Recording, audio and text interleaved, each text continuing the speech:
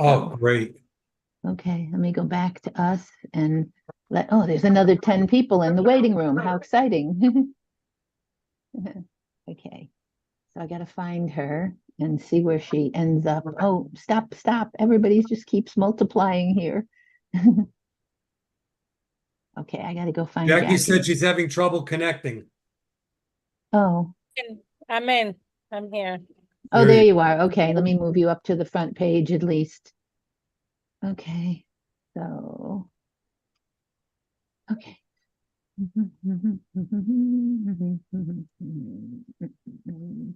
Where'd she go? I lost her. Okay, I dropped her.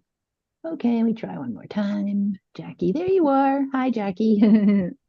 Okay, let's put you here. Okay, okay, and Paul Rotello. And this one, and this one. Okay. Okay. So everything is set. Ted, we can go ahead whenever you're ready. I will. I lost Attorney Casagrande. Do you see him? Well, I got him. He's under Jennifer O'Neill. Okay. All right. Yep, I got him. Okay. Yeah, let's start him up. Zoom users back. Okay. I guess I have to fix her again. Okay. Everything's set. Go ahead. Good evening, ladies and gentlemen. Welcome to a regularly scheduled meeting of the Zoning Commission, May 14th, 2024 at 7 p.m. New starting time. Let the record show we begin the roll call at 7:09. Commissioner Bennett is absent. Commissioner Botello. Here. Commissioner Cabrera. Here. Commissioner James. Here. Commissioner Jowdy. Hasn't come in yet. Not yet. Perhaps if for now, Commissioner Nazario. Commissioner Nazario. Unmute, Sydney. He's I'm here. here. Sorry about that. That's all right. Commissioner Nejane. Here. Commissioner O'Neill. Here. Commissioner Harrison. Absent. Commissioner Simone. Here. Commissioner Villacrez. She's here. Where'd she go? She's here. We just lost her to another I page. lost. She must be on the next page. Let me see. Okay, where is she? Fernanda. We're up to 3 pages now. I know. So it takes a minute. Up, she's on the last page, last person Oh, there she is. Okay, I'll move her over. logging in. She's number 75. Okay, let's see. Move her. Okay, here she is. Alexis. Are you there, Alexis? Oh, she's out again. All right. Admit. While you're doing that, did you grab her? Yeah. Okay, great. And I'm Chairman Haddad. 1, 2, 3, 4, 5, 6, 7, 8, 9. I'm sorry, it cut out when we were doing the Someone mute. Somebody's got your mic open. Please mute. My name was skipped by accident. Commissioner Villacrez, I'm seating you for Commissioner Bennett for this evening. Thank you. Commissioner Simone, I'll seat you for Commissioner Jowdy. The next regular meeting is scheduled for May 28th, 2024. Everybody by now knows that the regular meeting that was scheduled for April 23rd was canceled due to the Passover holiday. If we can all stand, and if you have flags, wave them while we do the Pledge of Allegiance. I pledge allegiance to the flag of the United States of America and to the republic for which it stands, one nation, under God, indivisible, with liberty and justice for all. Thank you. Commission members, everyone should have received their April 9th minutes. It was in the packet. It's public record at this point. Is there a motion to accept the April 9th minutes? Commission members, motion to accept the April 9th minutes. Motion made by Commissioner O'Neill, second by Mr. Botello. Commissioner Botello. I lost him. In the corner. Son of a gun. There you are. Gotcha. Thank you. Okay. Any discussion, any additions, deletions, modifications? Not hearing any, seeing any hands. All those in favor signify by saying aye. All those opposed, minutes are accepted. Let me read the legal notice for this evening. The legal notice is hereby Wait a given minute. to- I hear somebody. Hang on. Everybody mute yourself, please, if you're not, except for the chairman. We good? We're Yeah, good. go ahead. Legal notice is hereby given to the zoning commission of the city of Danbury, who will hold a public hearing commencing at 7 p.m. on Tuesday, May 14, 2024, in a web-based meeting hosted on Zoom to consider the following matter: petition of M. Greenspan for Escapology applicant, Best Buddies LLC. Property owner, 348 Main Street, H13296, for a special permit for cafe liquor in a CBD zone. April petition. A copy of this application is on file in the Planning and Zoning Office for public inspection. Parties in interest and citizens shall have an opportunity to be heard at this time. Agenda to be posted will include instructions on how to access the Zoom meeting and application materials, and view the meeting in real time on YouTube. Theodore J. Haddad Jr. Chairman, posted on the city website and town clerk's office on May 2nd, 2024. Published in the News Times on May 3rd, 2024. And May 10th, 2024. Purchase order 2024-8. Commission members, additionally, the agenda was filed in the town clerk's office on May 9th, 2024 at 5:28 p.m.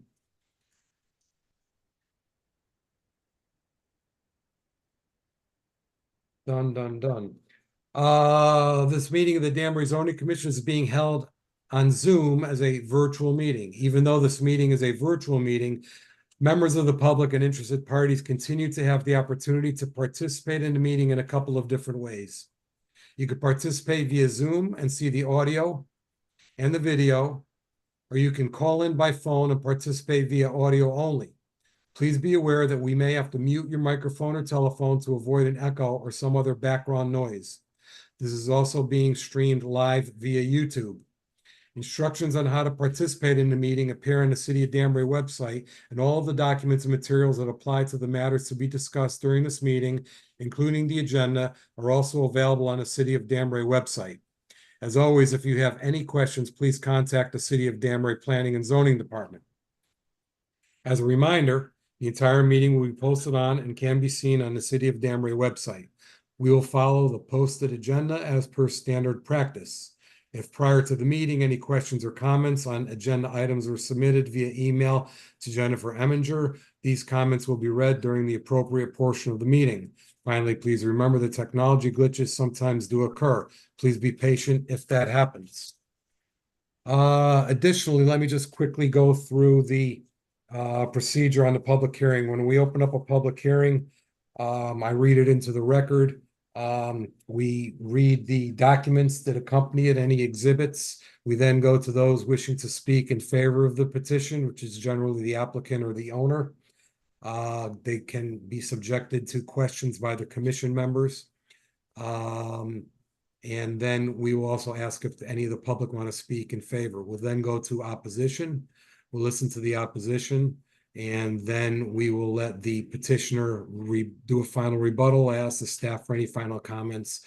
At that point in time, we'll either close the public hearing, continue it for a specific reason, or just continue it in general. That's the procedure on all public hearings and petitions. However, we have a little bit of a procedure, further explanation on petitions that have been carried over on a continuation basis, which we do have one this evening. We do have the continuation of a public hearing. I'll get into it further when we get there, but in this instance, it was continued for no particular reason. So we will go through the process of all those in favor and all those opposed. Again, I will ask anybody new that did not speak at the last hearing, I will let them speak first in favor and in opposition. Those that did speak, I'll give them an opportunity to also speak again. there may be something else on their mind. I'll just ask that they wouldn't repeat themselves and stay on point on the point of the petition. Okay, commission members, everybody got your seatbelt on? Let's begin. First petition this evening is from M. Greenspan, agent for Escapology, 348 Main Street, H13296. Special permit for cafe liquor in the CBD zone. This is we're calling this the April petition, and I'll tell you why in a second. It's primarily because this is an exact repeat of the petition that was approved in January of this year. The approval documents were not filed within the required statutory time period. So commission members, we're going to give the petitioner another opportunity to present tonight. There are no changes. It's absolutely identical to the last one that we heard in January. So let me see if I want to review any of the documents. We had, as part of the record last time and this time, commission members were directed to a July 6, 2023 letter from the associate planner, Allie Smith, and I'll just to Brian Cleveland Architects, and I'll just basically get to the meat of this. The application for a waiver of site plan requirements for said 12,857 square feet indoor amusement enterprise and cafe with the sale of alcoholic beverages located 348 Main Street is approved, subject to the following administrative requirements. Approval is granted strictly for the proposed change in use, and any additional changes to the site layout will require a revised site plan application. The following action shall be taken prior to the issuance of a zoning permit. Number 2, in accordance with section 3F2 of the zoning regulations, the applicant shall obtain a special permit from the zoning commission for a cafe with the sale of alcoholic beverages. The zoning enforcement officer. Number 3, the zoning enforcement officer shall verify that the special permit was granted by the zoning commission for restaurant use. Full document, everybody has in their possession, and it's also public record. Additionally, Ms. Reed sent to the commission members the January 9th minutes, which has the minutes of the petition of Escapology. In it, there was a motion made by Commissioner Jowdy. He made a motion to approve the petition for the following reasons. This business will not have a detrimental effect upon any school, church, or the immediate area, with due consideration given to the compatibility with the surrounding area and any impact on traffic safety. That was approved unanimously. There's also another letter in here dated February 14, 2024, which was a letter sent to Brian Cleveland Associates to the petitioner, signed by the chairman of this commission, reiterating their approval. I will now call on Mr. Greenspan, agent for Escapology, 348 Main Street, to speak in favor. Mr. Greenspan, how are you? Oh, good. There's a much bigger audience this time than last time.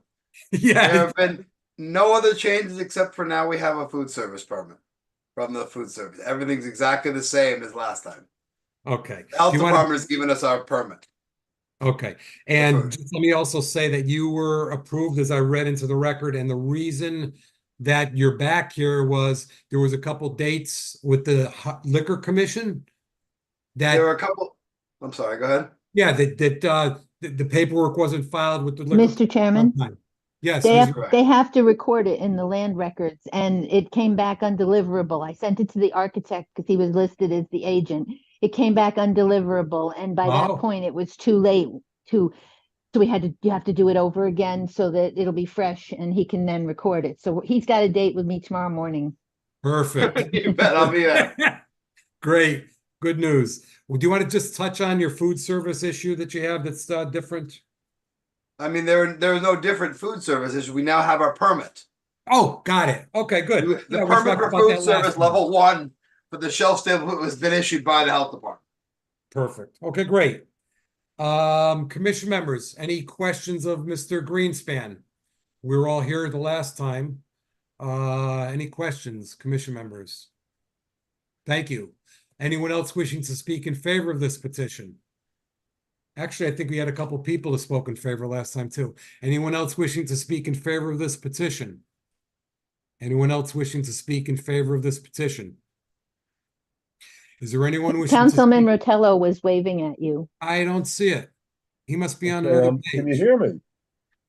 Uh, Testing. there you are. Okay, can you hear me? Yep, I got you. Councilman Rotello, go ahead. You got the floor. Speaking in favor? Thank you. Yes, normally as a councilman, as you pointed out, Paul Rotello, 13 Linden Place, Danbury. I generally refrain from speaking on matters outside the ward, and this is on the cusp, but it is outside the ward. So I'm going to speak as a private citizen tonight. I think this is a good addition for Main Street. I'm not speaking as a councilman. They'll let somebody else do that whose ward this is actually in, but I supported it the last time. I've been by there on several occasions, peeked in the window. I think it's an interesting challenge, I believe, business-wise for Main Street. I'm glad somebody's taken on. I'm glad it's not me, no offense, but I mean that's putting something like this on Main Street it will be interesting. And I'm rooting for you guys, and I plan to be there on opening day or soon thereafter. So I'd like to see this move forward. Thank you, Mr. Chairman. Oh, sounds good. Thank you, Councilman Rotello. Commission members, any questions of Councilman Rotello? Anyone else wishing to speak in favor of this petition? Anyone else wishing to speak in favor of this petition? Chairman. I'm sorry, you're on the other page too. Councilman Perkins, go ahead. Thank you. Thank you, Mr. Chairman. Good evening, Commissioners. Dwayne Perkins, 22 Main Street, member of the 5th Ward of the Danbury City Council. I spoke in favor of this venture when it was first proposed, and I still am in favor. I think it would be a good addition to Danbury's downtown with this type of let's just say more of a passive / active entertainment venue. I have heard of these other places. I have heard about the success of these type of venues. So I am happy to have it, coming to the downtown area. I'm not sure how far off topic this is, but there was a concern for parking. Has that been addressed, or is that outside the purview of what we're discussing here tonight? Actually, it is outside of our purview. He does have a lease with the property owner next door. It was accepted last time, and it's also part of the documents for this evening as well. Yeah, we did have a discussion on that last time. He knows as his business grows that he may have to go next door, and they may have to work on a further agreement, but for this evening, that's nothing really of our concern. We don't touch on that. It may be in some other departments that he works his way through. Thank you, Mr. Chairman. And I, like Councilman Rotello, I'll be down there, shortly after the place opens, just to, check things out. We look forward to seeing you, everybody. I just want to get the place open. It's a long time. We'll see you soon. Thank you. It's gonna be worth it. I promise you all. There's so much cool stuff that I have no understanding of and how it's going to all work. Commission members, any questions of Councilman Perkins at this time? Anyone else wishing to speak in favor of this petition? And I'm going to go through my other pages to see if I see any hands. Anyone else wishing to speak in favor of this petition?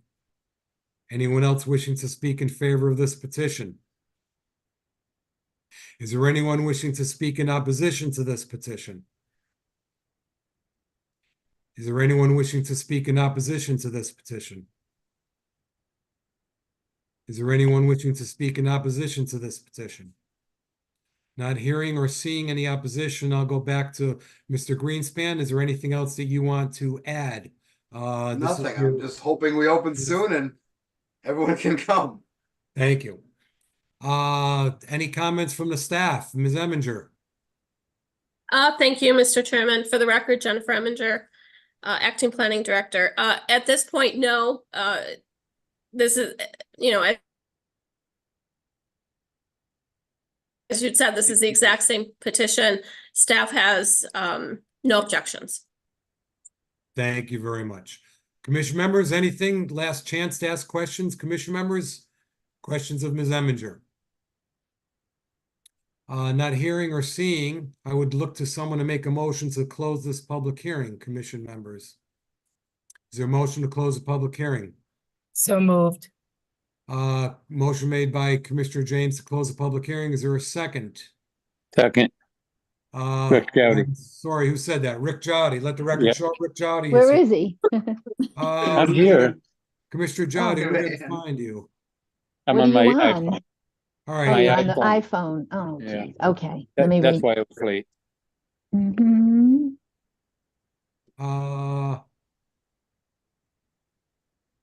oh, he's He's on the last page. Ms. I'm Reed, gonna he's move on the him up. last page called iPhone. Okay. Right, I'm moving him. Just give me a I'll move- minute. Okay, good. Okay. Thank you. Oh, Bobby has his hand raised, so I can't Okay. move him until Bobby puts his I hand can't up. move Sorry. him either. Robert's hands raised. Okay, let me lower Bobby. Okay. Let me move Ricky. I Are gotta you gonna, find him. are you gonna move it to old business too? Well, hold on a second. Let me get Okay. Jowdy over. Okay, I'm getting it. I'm working on it. Yep, I got him there. Okay, here he is. I just put him in. Okay, we have a Okay. motion made by Commissioner James to close the public hearing. Is there a second? Second by Commissioner Botello, is that correct? Oh, second Yes. by Commissioner Jowdy. Any discussion? All those in favor signify by saying aye. Aye. Aye. Opposed. Thank you. This public hearing is closed. Commissioner Botello, did you have your hand raised to move it to old business for discussion? Yes. Possible action? Yes, that would be my proposal to move it to old business for possible action tonight. Thank you. Commission members, there's a motion made by Commissioner Botello to move the petition of Escapology to number 1 under old business for discussion possible action. Is there a second? Done.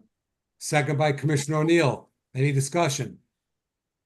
All those in favor signify by saying aye. Aye. Those opposed?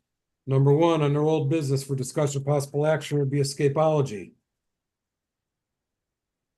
Okay. Does that mean I stay around? Or Uh, we you- approve? No, we're gonna, it's on the, it's on for tonight's agenda for discussion of possible action. You could stay on if you want.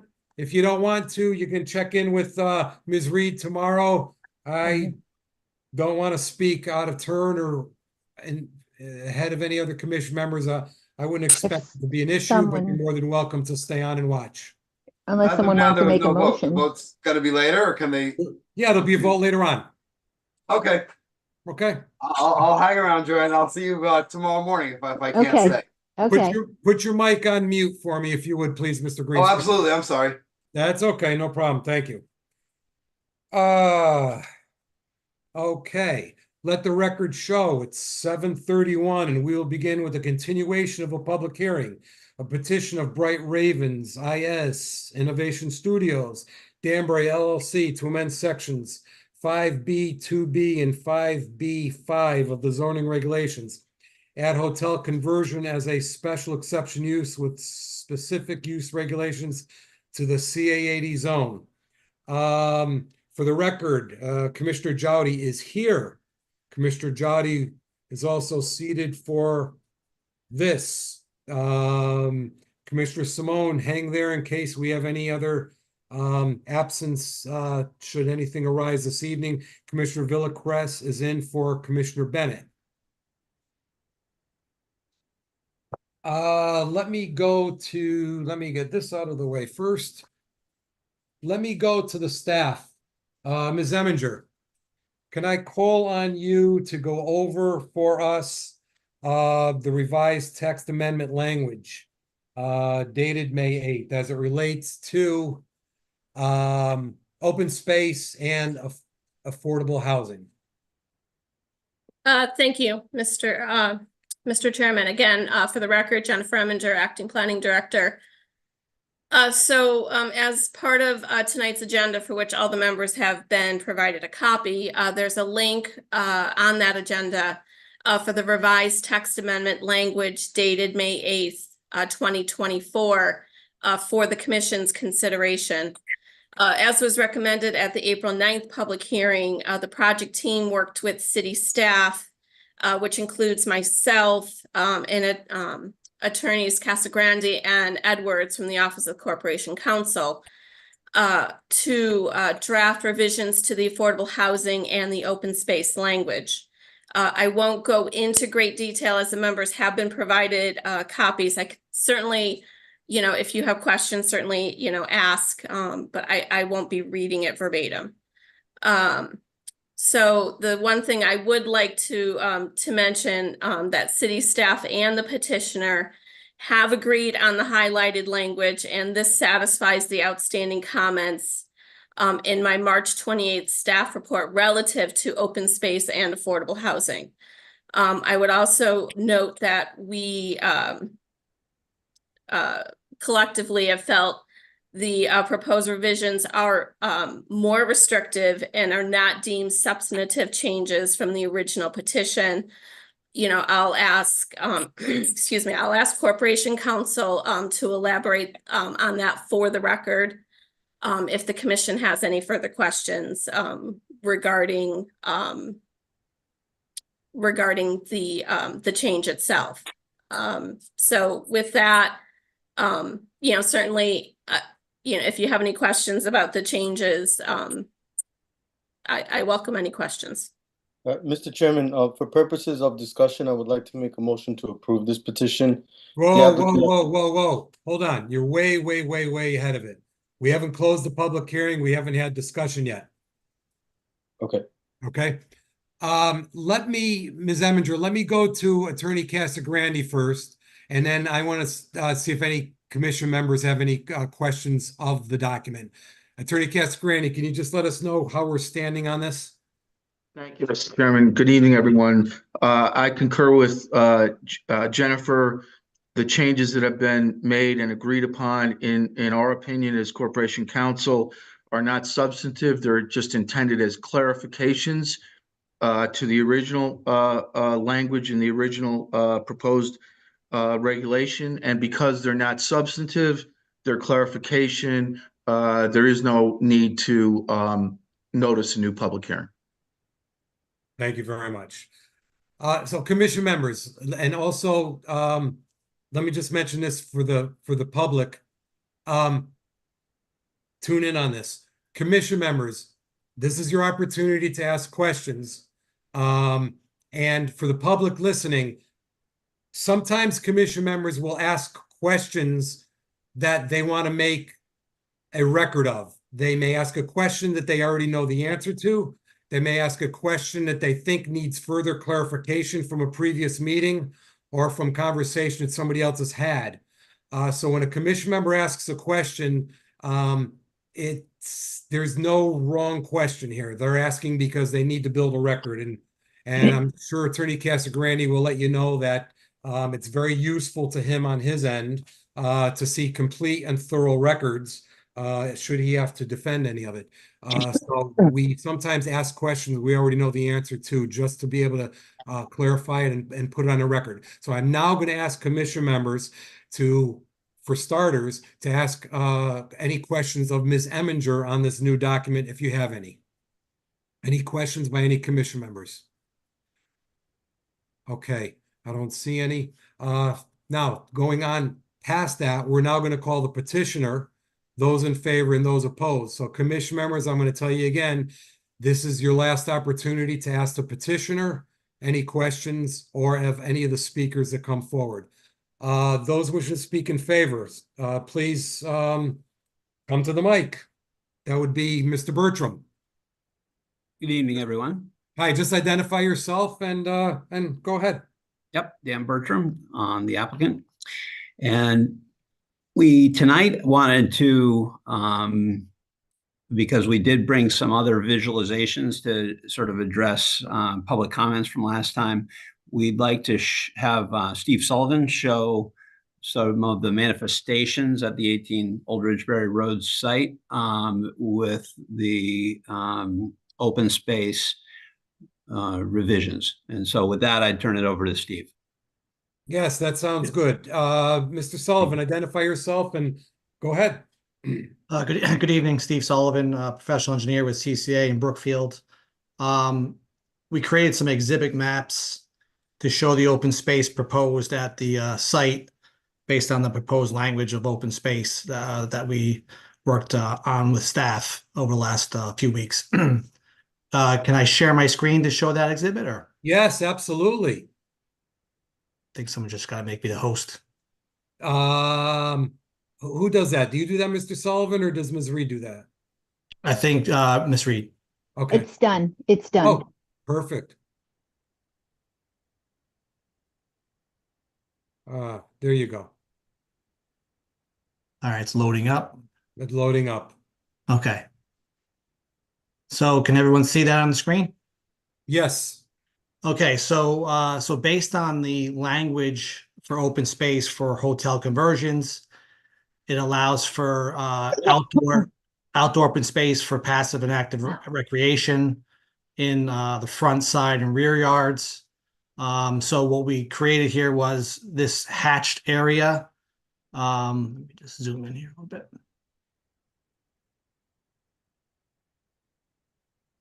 Thank you, honey.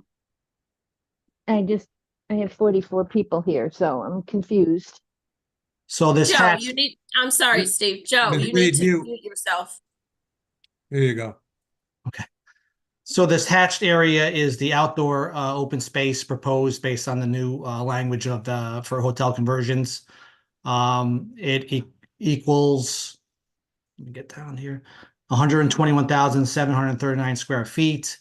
So it consists of landscaped areas, patios. In this instance, we have some walkways, we have a tennis court, and also landscaped and wooded areas that are on the site. They all qualify as outdoor open space under the draft language. And like I said, it's about 121,000 square feet of space towards the total open space for the site. And we also created an exhibit map. The project architect created an exhibit map for the indoor amenity areas. And that consists of what you're looking at here is the lower level. So you have spaces such as a restaurant, lounges, game rooms, media rooms, fitness center. And on that ground level or lobby level, there's 16,257 square feet. You move up to mezzanine level, there's just some lobbies and ballrooms that we counted towards the indoor amenity space, which is about 3,308 square feet. And then on each subsequent floor, third floor through the 10th floor, there's lounge areas on each floor that consists of 4,886 square feet.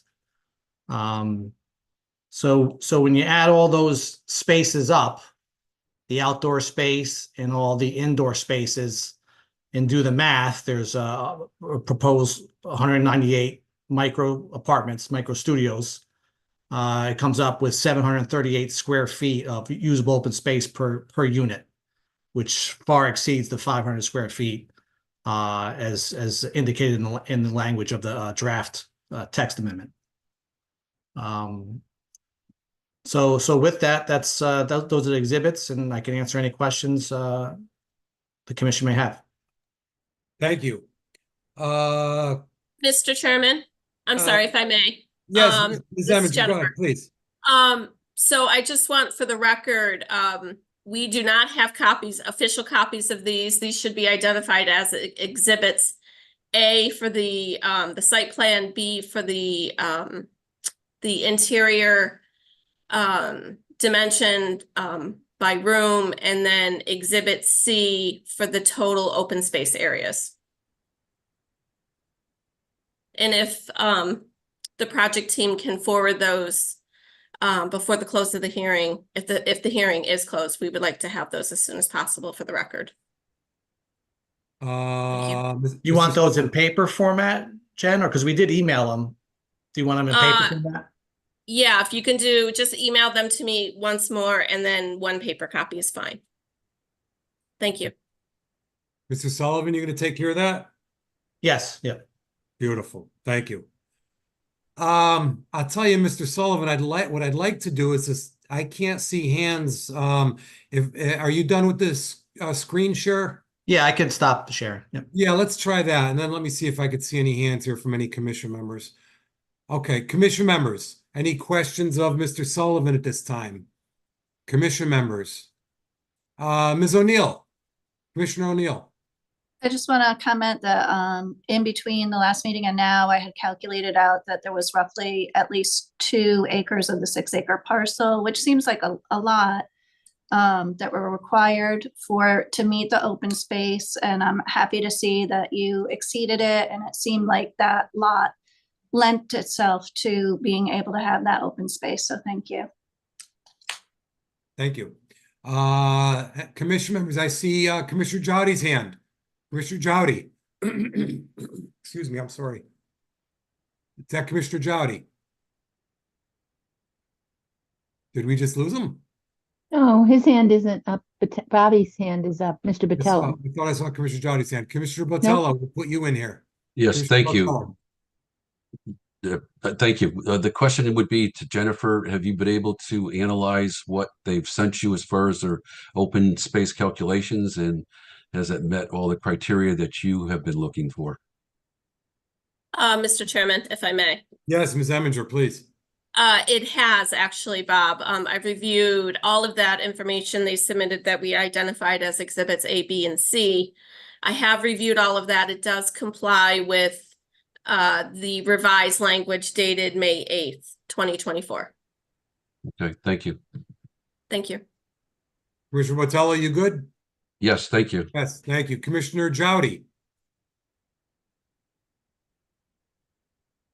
Commissioner Jowdy, unmute. Okay. There you go. Go ahead, Okay. Commissioner Jowdy. Question for Steve from CCA. Steve, you said there was 198 units. Did that change since the last application? Is that still the same? That is still the same. Okay, and the square footage again stayed the same, and repeat the square footage of each unit? Oh, the interior square footage of each micro apartment? Correct. That information, Dan, I don't know if you can elaborate on that. I don't have that information. Yeah, Mr. Bertrand. I can answer that. 330 square feet for a micro studio apartment and 660 square feet for a 1-bedroom apartment. Rick. Okay, 660 for a 2-bedroom apartment, probably. No, it's 330 for a micro efficiency and it's 660 for the 1-bedroom. Oh, And okay. Yep. And there are no 2 bedrooms. Yep. Okay, got it. All right, thank you. Thanks. You Dan. good? You good, Commissioner Jowdy? Yes? Yes. Yes. Thank you. Thank you. Thank you. Anything else, commission members of Mr. Sullivan at this time? Commission members, I don't see any hands. Commissioner Jowdy, if you could go back on mute, please. Okay. Mr. Sullivan, anything else to finish up with? No, that's all I had. I think the applicant. Yep, had some- absolutely. Thank you, Mr. Sullivan. Mr. Bertram. Yes. Take it- So that was the first thing we wanted to hit. The second thing had to do with a question that came up about what was different about this proposal and to help visualize it a little bit. And so we did have 2 things we wanted to show that we'll also email over to Jen upon the completion of the share. So if I can share my screen, I'll Yes. set that up. Absolutely. So this is the before and after on the exterior, right? So we had a slight modification from the let me see if this is actually, there we go. There's a little lag on my screen, so forgive me on that. That's all right. Okay.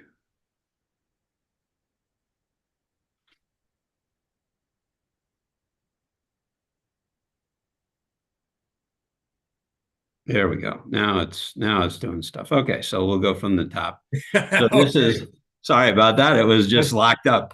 That's okay. Okay.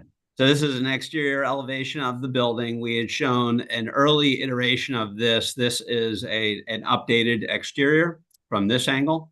that has an accent color being painted on the building. This is the face of the building as we come into the site through the main drive. And this is what the after will look like. And then down on the parking lot side, looking up at the building, this is the view from that location. And so you see, it's the same exact pattern. There are some different colors. And then on the lower section here, excuse me. Sorry for the technical difficulties. That's all right. It happens. Yeah. On the lower section, there is some, I don't know if anybody saw the Netflix documentary Paper and Glue, but there are some concepts here that we think can be a little more artistic to both embrace the tech crowd and the artist crowd with what's going on and proposed in the building. So this is just a visualization of the outside. Then what we had prepared because of public comments was just what does a micro studio look like? And so this is a view, an overhead view from, just the bird's eye.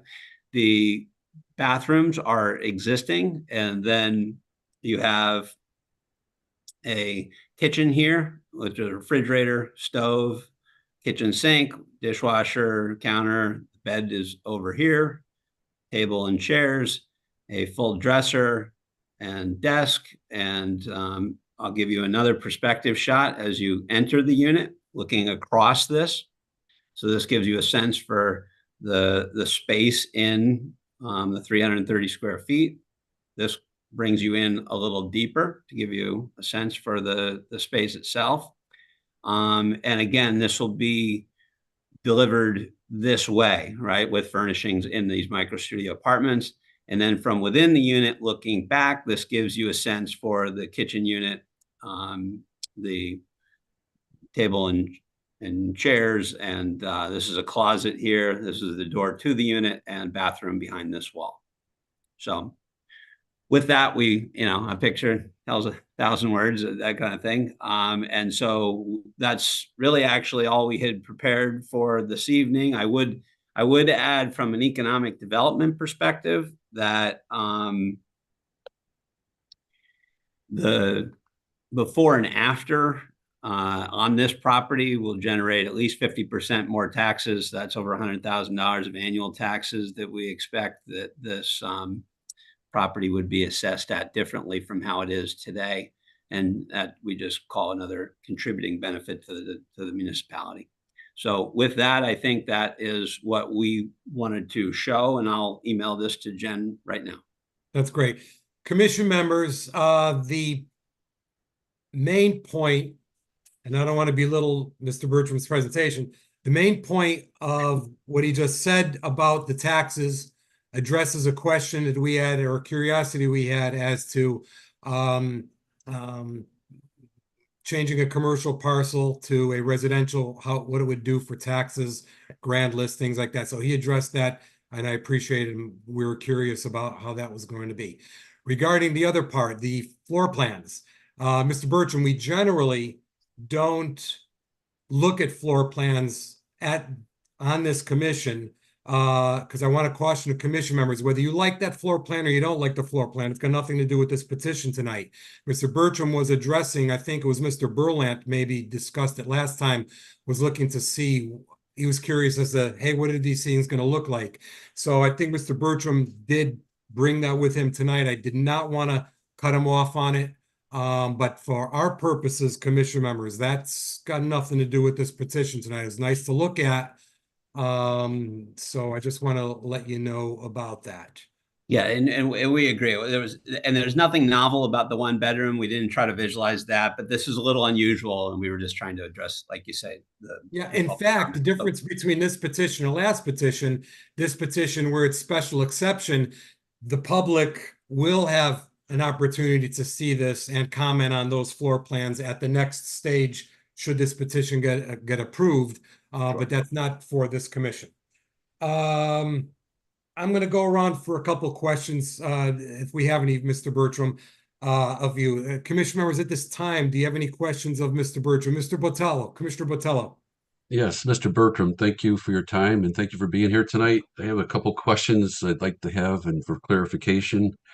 Number one, the 44 one-bedroom units that are currently in the building at 660 square feet, are they hotel suites and do they have kitchens? And are there any modifications that you're going to be doing to them? Or are they pre-existing? So the 44 one bedrooms will be the combination of 2 existing hotel rooms. So there is nothing that pre-exists along those lines. It's more that we took where there was a passage between 2 adjoining rooms that was closer to the entry door, and that doorway, if you will, is being widened. And then on one side, there will be a fully demoed bathroom, and the kitchen would go in its place, and then the other bathroom would stay in the other unit. So it's a combination of 2 hotel rooms. There are no suites in the building now. It's essentially 242 individual hotel rooms. I mean, there are a couple of one-offs, but that's generally correct. Okay, and my second and last question would be, if you were to go to your plan B, say this doesn't work out for you, and the extended stay hotel would be in its place, what would be the size of these units and how many units do you think you possibly could do in the current building? So the program for the extended stay is the same. And so you would have essentially kitchens going into the existing hotel rooms to the tune of 154. And then on the 1 bedrooms, it would be exactly the same. So the program is identical between those outcomes. Okay, all right, thank you. And last part of the part B would be, if you were to do plan B, would this also still include the hackerspace on the first floor? It would diminish it because the economics associated with the extended stay hotel are negative in comparison. And so when you have the, essentially, if you take a lodging model and you go extended stay, you don't have a residency piece, right? Because it's more expensive to have hotels in the higher turns than operating an apartment building. And it essentially, basically, it's a model that allows for a lot more vacancy and then has a lot less impact on the shortage of studios in the area. So that's why it's such a distant second. It would also materially affect the amount of space we could dedicate to the hackerspace. It would at least cut it in half, if not worse. It's a pure economic analysis. All right, thank you very much. Sure. Thank you, Mr. Bertram. Thank you, Commissioner Botello. Commissioner James. Yes, Hambrick. I just want to go on record to say that I was not at the last meeting, but I did listen to the entire public hearing and can be an active participant in this meeting. And I would like to thank you, Mr. Bertram, for the answers to the questions that did arise at the first meeting. Thank you. Perfect. Anything else, commission members? Commissioner Cabrera, question. Yes. My question is regarding the pricing for the studios. It's been said that the efficient studio is for $1,300 and the 1 bedroom is for $1,700. How long would that be? Or is that the affordable price? Mr. Bertram, if you just go over quickly the numbers that you went over last time, but I would also say that you would have a more hard specific number as it relates to the affordable units because it's a calculation that you're forced into. The rest of it is market. So the only thing you could do on market is give an estimate on that. So if you would, please. Sure. The numbers that you cited are where we expect to go out. It may be that it's a little bit, depending on the month we open up, and as we know, the rents have been increasing in the area, but we will go out in that range. with our initial offering. It'll go from there. The deed restricted affordable units that Ted referenced have constraints in that range. It might even be up to 1,400 that would still qualify per the calculations that go into those area median income calculations.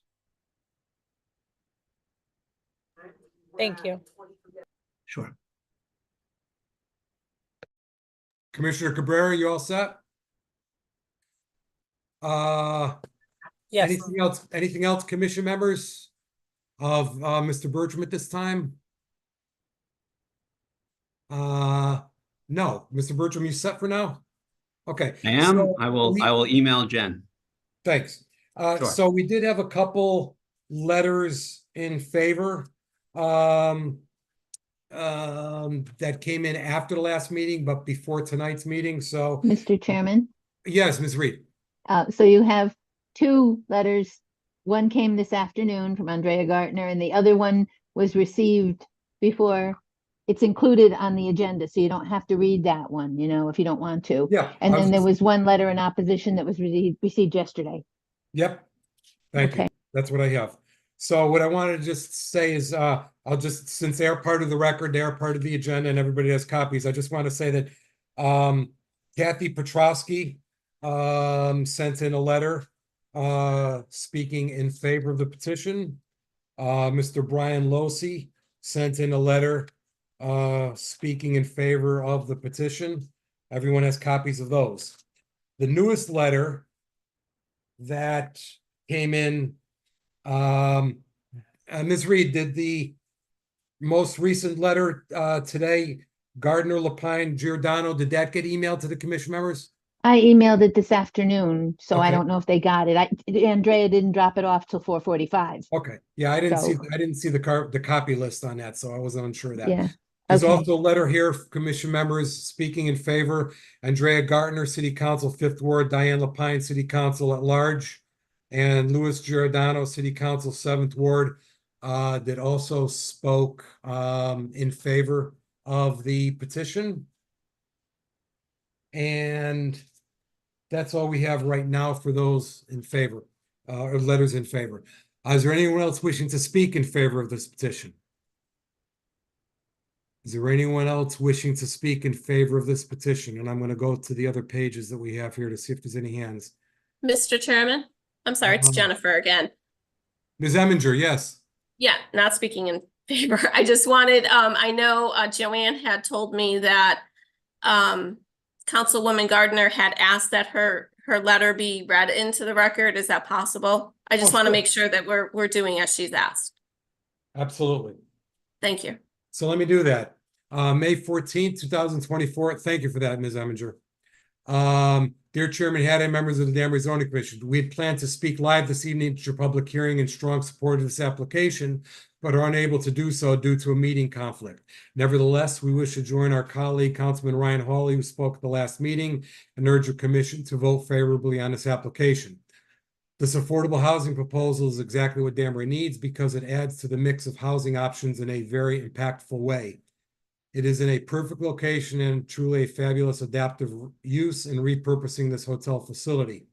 Right off I-84 in close proximity to commuter parking, access to New York train stations and the Mill Plain corridor, this exciting live, work, and recreational mix is ideally suited for Danbury's innovative approach to accommodate our growing housing needs.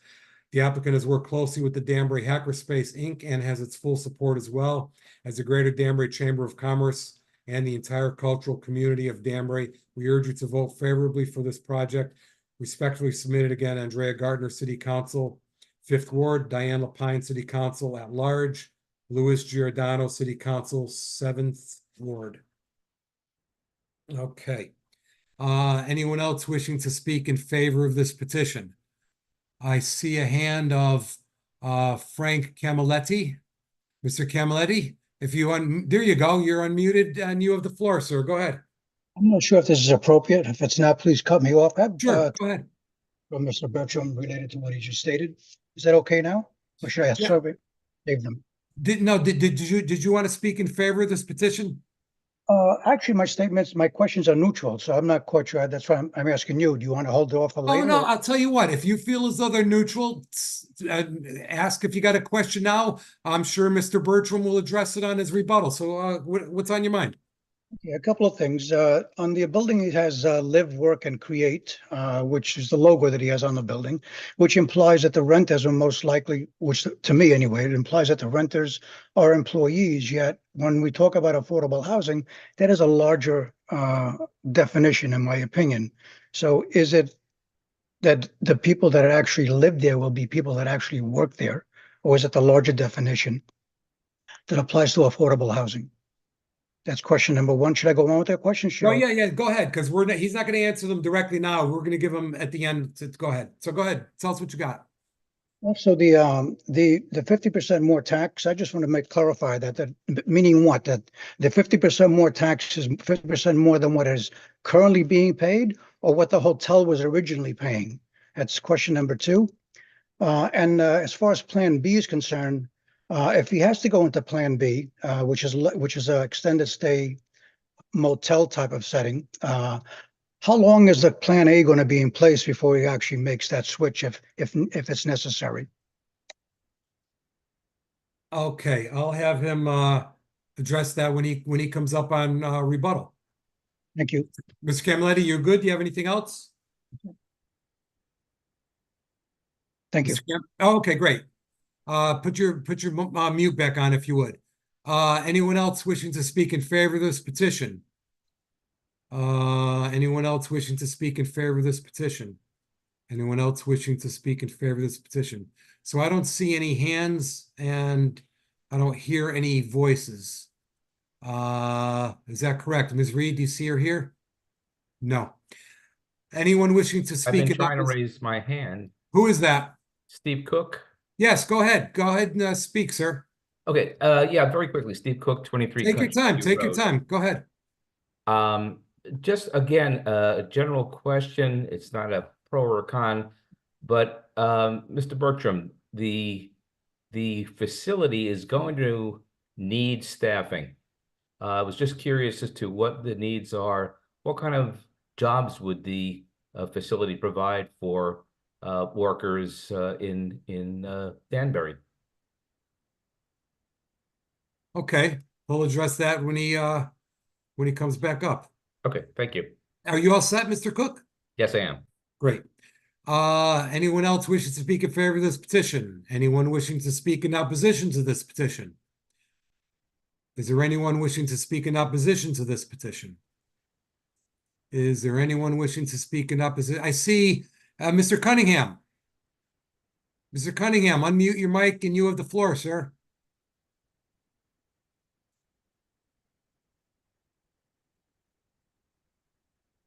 There you go. You're good. Yep, thank you. I had spoken at the last meeting and wasn't sure if I was ready to jump in unless someone else wanted to speak in opposition, but I'll go ahead since I didn't see any other hands being raised.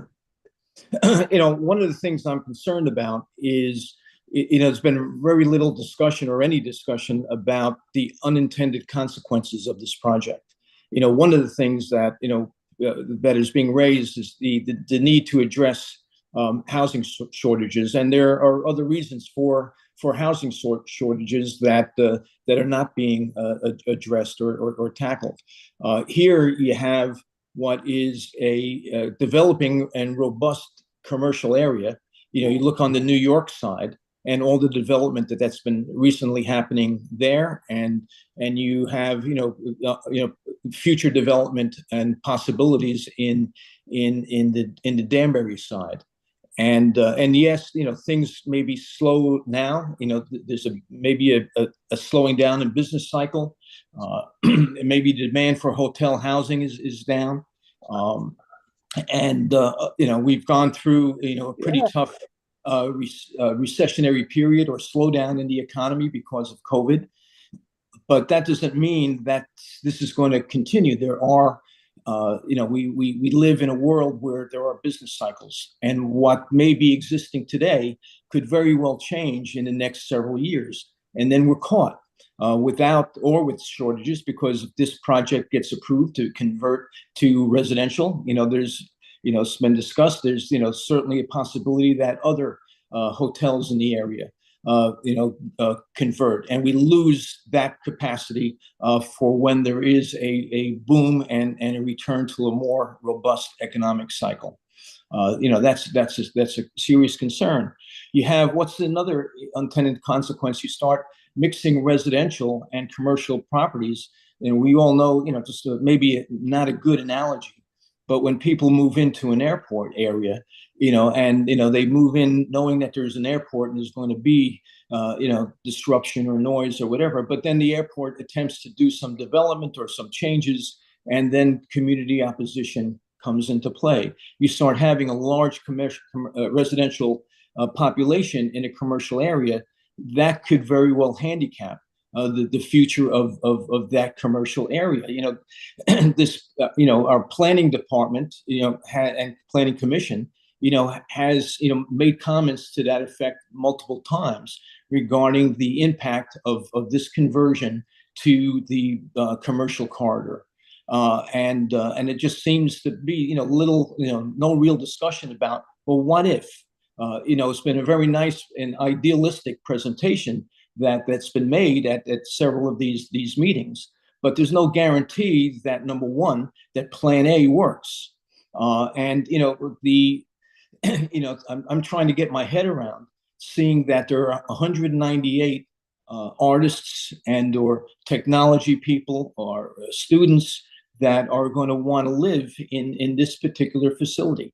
I mean, it's not like an apartment building in an urban area or in Manhattan, where you walk down, you go down to the street level, and you walk down the block, and there's a multitude of restaurants and shops and other activities to engage in. This hotel is in essentially a pit, and to get out, and let's say to go to Starbucks, you got to walk 0.7 miles to get to Starbucks. Not only do you have to walk, you have to come out of, it's a 100-foot climb coming out of the parking area, getting back to, going over to Starbucks. And then you have to, do that 100-foot climb and another 0.7 miles coming back. It's not like you're stepping out into an urban area. That's kind of, I think it doesn't seem to be realistic to me that's going to happen, and that Plan A is not going to be realistic. And there's no guarantee that, that the Plan A that's presented, sticks. It doesn't even have to go to a Plan B. It could just, it is the market, and I just don't see that the idealistic presentation that was made in previous hearings, is going to stick, and that the unintended consequences are, we're going to have in a residential area in what could be in several years a rebounding commercial development, and then this, the beautiful plans or the long-term planning that was done by our commission, goes down the tubes, and to be making a special exception here, against the negative recommendations of the Planning Commission, kind of boggles the mind, and I just don't see that there is a long-term commitment to make that this is realistic, that this project is going to live up to the ideal presentation that we've seen. Thank you. Commission members, are there any questions of Mr. Cunningham? Commission members, any questions of Mr. Cunningham? Thank you, Mr. Cunningham. I see a hand of Teresa Burdick. Teresa Burdick. Unmute, and Mr. Cunningham, if you could just mute, thank you. Teresa Burdick, if you could unmute your mic and take the floor. Not there. I'll circle back to her. Mr. DiStefano, Frank DiStefano. Yes, hi, can you hear me? Yes, we got you. Go ahead. Thank All you. right. Thank you, Chairman Haddad and members of the Zoning Board, for giving me an opportunity to speak. At the public hearing back in April, there were many people who were in support of the changes to the CA80 zone which will allow the conversion of property from commercial to residential use. Mr. Bergstrom painted a beautiful picture of a cultural center for young artists and entrepreneurs. He presented a nice concept, but I sincerely doubt that it's going to be all rainbows and butterflies. And please, I apologize in advance for being such a downer, and some of the things I say may be 180 degrees from what was already said. And a lot of nice things were already said. But I tend to be cynical and pessimistic at times. And this is rooted in my past experiences. Before moving to Danbury at the end of 2001, I was very active in EMS. I responded to at least 350 ambulance calls a year from 1991 to 2001. Our town had motels and a large apartment building that was converted to low-income housing. We were told that this was going to be a good thing and all that. And I can tell you, I responded to these locations several times a week for heroin overdoses, sexual assaults, alcohol intoxication, emotionally disturbed individuals, and suicides. This placed an increased burden on law enforcement, fire and EMS personnel, and consumed valuable resources at local hospitals. These hospitals were not able to recoup their costs. I don't see the west side of Danbury as being a mecca for art, culture, and entrepreneurship.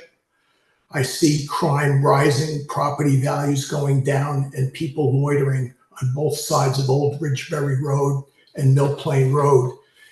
I fear that it'll permeate into our neighborhoods and diminish our quality of life. There was a report on the news recently about large groups of people loitering in parking lots in front of businesses in New Rochelle. Shoppers were being harassed and store owners were upset because this was having a detrimental effect on business. But if this zoning board decides to grant in favor of the petitioner, I hope that you will all prove me wrong and that we will have rainbows and flowers and butterflies and birdies and unicorns. However, I can't help but wonder what happens when the owner of the Crown Plaza, if he decides to sell to someone else in the near future. What then can this property be used for? What will we have next? Thank you. Thank you, Mr. DiStefano. Commission members, are there any questions of Mr. DiStefano at this time, commission members? Thank you very much. Let me touch base and see if, Ms. O'Neill, did you have a question? Commissioner No, O'Neill. I may need to step out. So I don't know if you need to assign someone for me. Why don't you just take your video off, but stay there and just turn your video off, okay? Okay, all right. Thank you. Thank you. I'm gonna circle over to Teresa Chairman? Burdick. Is Teresa Burdick there you go. Did you unmute? Are you ready to go, Teresa Burdick? Teresa Burdick. I see you took your microphone off. Mr. Bezaid, unmute and speak, please. Help yourself, Mr. Bezaid. Thank you. Can you hear me? Yep, we got you. Go ahead, thank you. Good evening, everybody. This is Emil Bezaid, and I'm here tonight as just a resident who is close to this exit 2. First of all, I'd like to say that sometimes you never really appreciate what you have until you realize that you almost lose it. So I appreciate the fact that we're having a public hearing tonight. Last week, I think our state Senate voted for a bill that would have prohibited public hearings for commercial properties being converted into residential. Luckily, it didn't go forward, but my goodness gracious, that one was a scary one. So again, I really do appreciate the fact that we have a public hearing.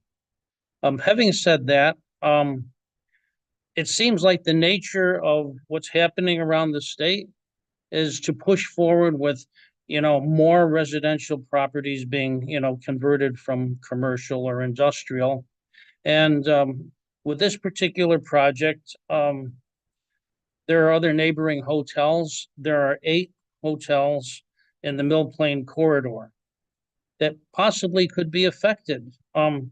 Maybe this zoning commission would hold the line against it, but administrations change, and what happens in 5 years, none of us really know. The other thing I'd like to mention is several people talk about walking distance, different places from this hotel. I think the closest place you can walk to is the marijuana store. Yick. Anyhow, those are my opinions, my thoughts and concerns, and my basic concern today would be if the hotel did change hands, would the nature of the same type of clientele change, or would it change into something different for a different use that they would seem appropriate at the time? And then would it affect its neighboring hotels? And thank you for listening to me. Thank you, Councilman Bezade or Mr. Bezade. Commission members, any questions of Mr. Bezade at this time? Commission members, any questions? Anyone else wishing to speak in opposition? Mr. Chairman, I'm Ms. Reed? sorry. Yes, that's okay. Ms. Burdick just sent me a message saying that she's called in and she's an 845 number, and she's probably on the last page because I just let her in. So if you want to call on her, she's on the last page. I'm going to try and bring her forward. Hold on. Okay. Unless she's at 845 number, that might be, there's a very last person just logged Is that you? Is that you, Ms. Burdick? 845 number? 3400. Nope. Let's see. I see. Trying to call in via phone. Well, I see. I see that she's still open with a mic off on page 3. Okay. So tell her to talk. Tell her to speak. See if we can hear her. Okay. Let me see. Ms. Burdick, if you can hear us. Hear you. She says she's having trouble with her microphone. Okay, because it shows her mic is clear. I can hear you. You can't hear me. Okay.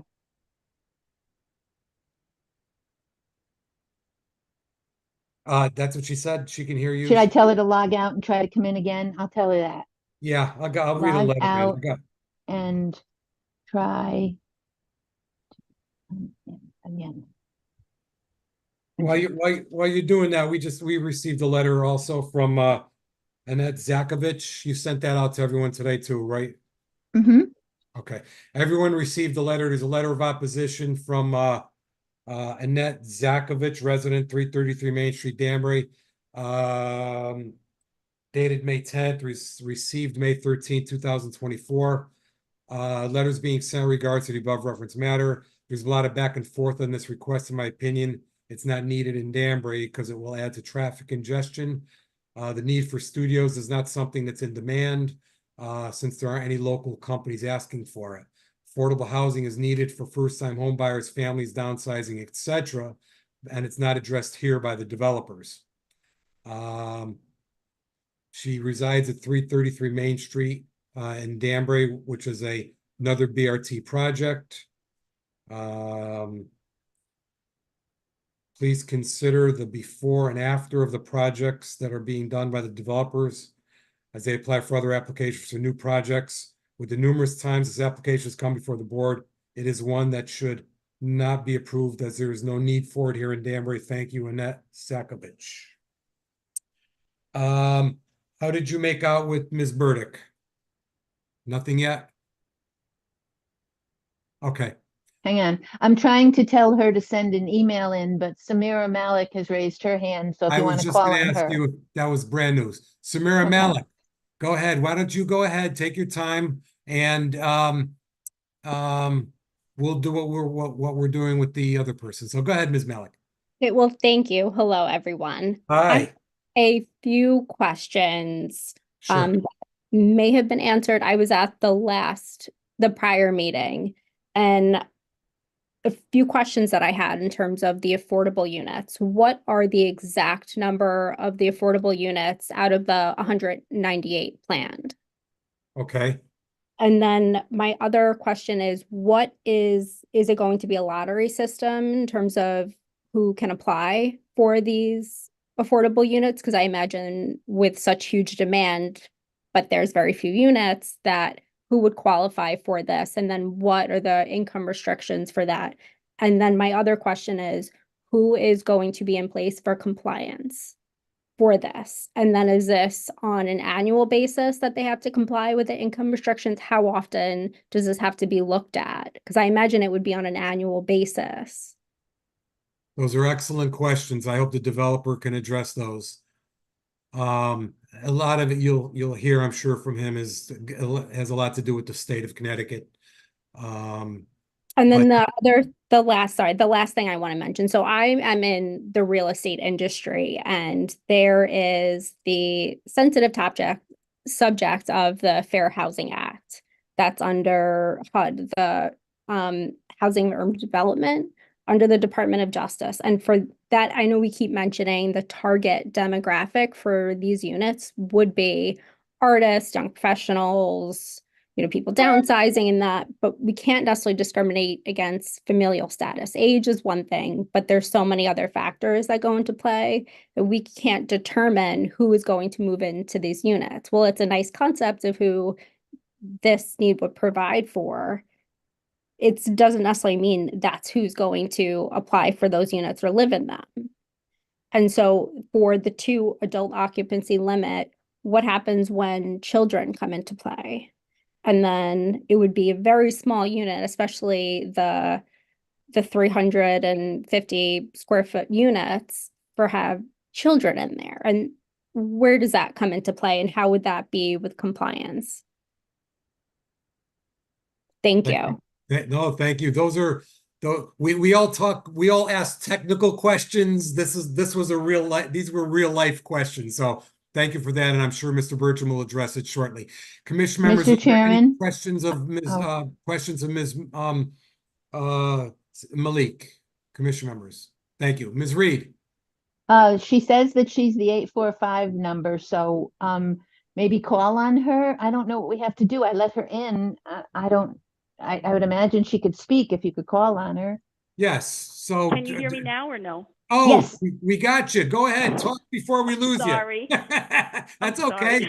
I don't know if you're going to want to hear me talk, but I just wanted to voice my opposition to the absolutely. Take your time and go ahead. Yeah. Sure. Okay, I'll try to be brief, and it's my tell us just state your name again. State your name again. Oh, Teresa Burdick. Teresa Burdick. Okay. 9 Enclave Drive. Yep. And I just wanted to express my opposition. As we all know, the proposal has been denied by the Zoning Commission 2 times previously, and then it was referred to the Planning Commission, and they also did not approve the proposal. So I'm a little unclear. It's like asking another time for it to be reviewed when we have all the information.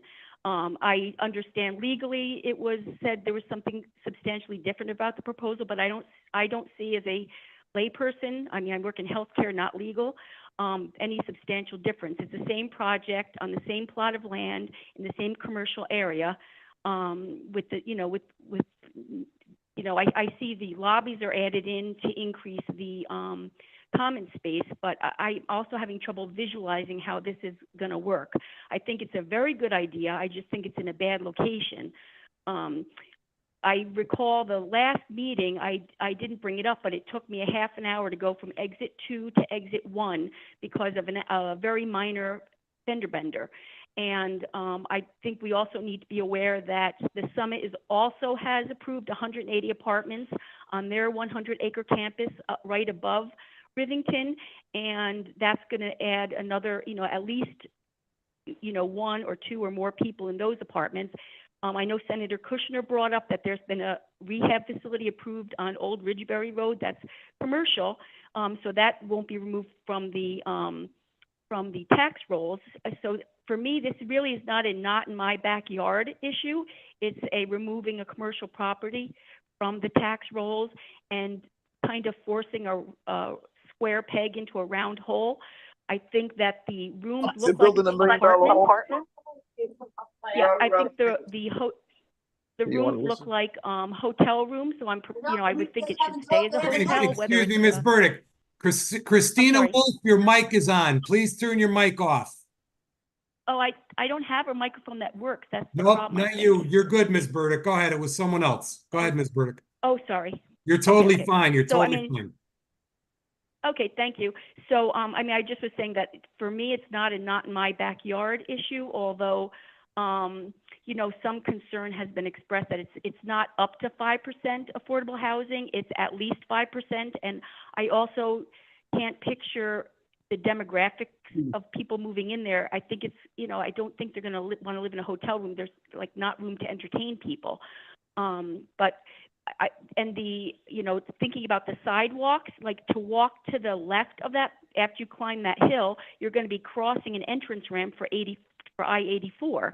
And then to go down, if you want to, you know, recreate in Trader Joe's or DSW or, you know, one of the exercise places, that's fine. But you're also crossing Mill Plain Road that gets backed up when 84 is congested. So I'm concerned about the logistics of it and how it's going to play out. So I just wanted to express that, but I appreciate the time. Thank you. Stay there. Don't Don't touch your mic. Let me see if we got any questions from anybody before we lose you. Commission members, are there any questions of Ms. Burdick at this time? Commission members. Thank you. I'm glad we were able to get you in and figure out this technology glitch. Sorry, I really do appreciate your patience. Oh, I'm going to absolutely. sign out of the phone and I'll listen on. Okay, Yeah, thank you. I'll ask you if you can to mute yourself again, and we'll continue on with the meeting. Thank you. Yes. I see, is there anyone else wishing to speak in opposition? I see Mr. Camilletti's hand is raised again. If you'd like to go, Mr. Camilletti, you want to add a couple more questions to ask the petitioner? Go ahead. Yeah, I was going to save this till later, but I figured I want to get these out of the way, being that everybody's speaking around the same kind of subject matter anyway. I know this is zoning and you're the chairman of the zoning commission, but there's something called the Planning and Development Commission up in Hartford that's working simultaneously to undo some of the things that are already cast into law, or at least have been cast into law, that affects many communities, not just ours. So simultaneously to what's going on here, basically there are 3 bills that were passed over the past few days or the past week. One is called HB 5174. I'm going to read the titles of the bill just to give you an idea as what this is all about. So HB 7174, HB stands for House Bill, basically states, I'm sorry, 5174. Basically states an act concerning temporary shelter units for persons experiencing homelessness or refugees located on real property owned by religious organizations. Then there's Senate Bill 416, which basically states an act concerning the conversion of commercial real estate property for residential use. And the third bill is House Bill 5475, which basically says an act concerning the development of housing challenges to certain decisions of municipal agencies and the conversion of vacant nursing homes into multifamily housing. There's a lot of stuff going on here, basically, that really needs to be considered. Mr. Camilletti, let me interrupt you. Those 3 bills that you talked about did not pass. They did not pass. No, they did not pass. Okay. I guess my question is this. I stand corrected. I thought they did pass. That's what I thought I read, so I stand corrected there. No, they may have passed from either the House or the Senate standpoint, but they died before the midnight deadline, which technically means that the vote wasn't taken and those bills have died. Well, the point is that all these things, everything that we know is coming under attack. You know, That's correct. So some of the people have stated before, sometimes it's best to know what it is that you have that's in place and liking it as opposed to discovering that what you're putting in place really doesn't work. With all these things that are in play, I really don't see the necessity to go forward with what's being proposed here, only because of the fact that if you tend to let the door let the door open a little bit, it tends to get wider and wider and wider and wider. I'm not quite sure how we stop this thing, but quite honestly, without these kinds of meetings and without these kinds of comments, these ideas kind of, seem to flourish and take a life of their own, to the point that they may lead to bills such as these eventually getting back into play and passing, which will alter the real estate market as we know it, and affect our communities, I believe, negatively. Now, I understand what you're saying. You're a touch off subject here. I try to stay on subject. I know what you're talking about, and you're right, because this commission, and I've heard it from, I've been on this for a while. I've heard it from a lot of commission members about what they're doing in Hartford. Sometimes handcuffs us, and you're right, but it's not for tonight's meeting specifically. Conceptually, it is for tonight's meeting. So I hear what you're saying, and but we're just going to have to look more to specificity on speaking just to this petition tonight. Thank you. Thank you very much. I appreciate it. Commission members, anything else? Is there anyone else wishing to speak in opposition to this petition? Anyone else wishing to speak in opposition to this petition? I see the hand of Councilman Perkins. I'm sorry, Mr. Chairman, there's also a hand of Karen Morris. Yeah. Who had their Okay. hand up previously. So, Karen Morris, we're going to go to you after we hear from Councilman Perkins. I'll look for you on one of the other pages. Councilman Perkins, go ahead. Thank you, Mr. Chairman. Commissioners, Dwayne Perkins, 22 Main Street, a member of the Danbury City Council. Excuse me, plans to change land use tend to get our attention, especially when it's moving away from commercial zoning to residential. That commercial zoning is very important to the city of Danbury's grand list. And if we keep on this path that we're on, we're going to say goodbye to that nice, steady 2% growth rate that we have seen over a little over a decade. It's been mentioned a lot here tonight and before, the concept of unintended consequences. We heard from, I think, Mr. Cunningham, DeStefano, a couple others have alluded to it as well. And they're right. We did dodge some bullets with those recent bills because if some had passed, we wouldn't even have the opportunity to do what we're doing now. A back and forth discussion and a dialogue about, possible changes. So yeah, I mean, I'm sure that this is a well thought out plan to convert property within a C80 location, but it seems a lot more like it's an application for an individual. There are other hotels that may be affected by this type of ruling, and at some point, those others may want to make a case to do the same thing. And one of the best ways to prevent that is to prevent, what's going on here right now. As far as the deed restricted housing concerns, the petitioner is offering up 5% affordable housing. While that is different from the original application, it still places the city of Danbury at a disadvantage with the 830G, regarding the minimum inventory of 10% or higher. So I guess my question is, how would not offering a level of 10% affordable housing affect our current ratio? I had the numbers crunched back a while when, we were on another topic, but I don't have them in my head and I can't remember where my notes are. But I would like to know, at less than 10% now, based on the number of units that will be available, how would that affect our current ratio? And I think that's it, Mr. Chairman. Thank you for your time, commissioners. Thank you. Commission members, are there any questions of Councilman Perkins at this time? Nothing. Okay, so Ms. Eminger, you said there was somebody, I don't see another hand. Who is that person? Let me call on him. I think it's Karen Morris. Yes. Karen Morris, if you're there. I'm here. Oh, you got the floor. Take your time. Go ahead. Hello, how you doing? Good. How are you? Very good. Just state your name and address, please.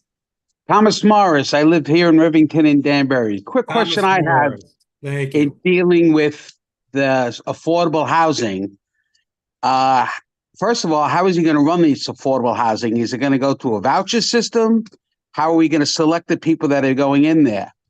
If it does with the voucher system, if we're dealing with HUD, then maybe, is this going to become part of Section 8 housing? Or are we going to get the housing authority involved?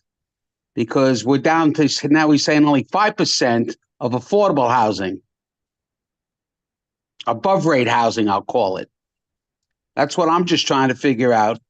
Who's going to be allowed to come into this building?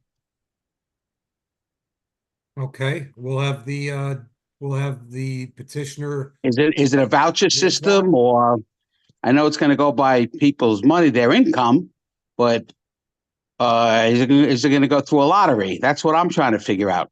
Okay, on his rebuttal, he'll answer that question for you. Anything else? Thank you. Anything else, Mr. Morris? No, that's it. All right, stay Thank there. you. Commission members, any questions of Mr. Morris at this time? You're good, Mr. Morris. Thank you. Thank you. You're very welcome. Anyone else wishing to speak in opposition to this petition? Anyone else wishing to speak in opposition to this petition? Anyone else wishing to speak? Yes, Councilman Rotello. Councilman Rotello, Mr. Morris, can you please turn off your mic? There you go. Thank you very much. Councilman Rotello, you're up. Thank you, Mr. Chairman. For the record again, Paul Rotello, 13 Linden Place, Danbury. Also for the record, City Council member for the 6th Ward, basically from downtown Danbury to the New York border, which includes all of this area that we're discussing. Councilman Rotello, can you get a little closer to the mic, please? Including the reserve. Yeah, you know what? I tried to use my city iPad and it just didn't work. So I'm on a personal ThinkPad and the mic is just not that.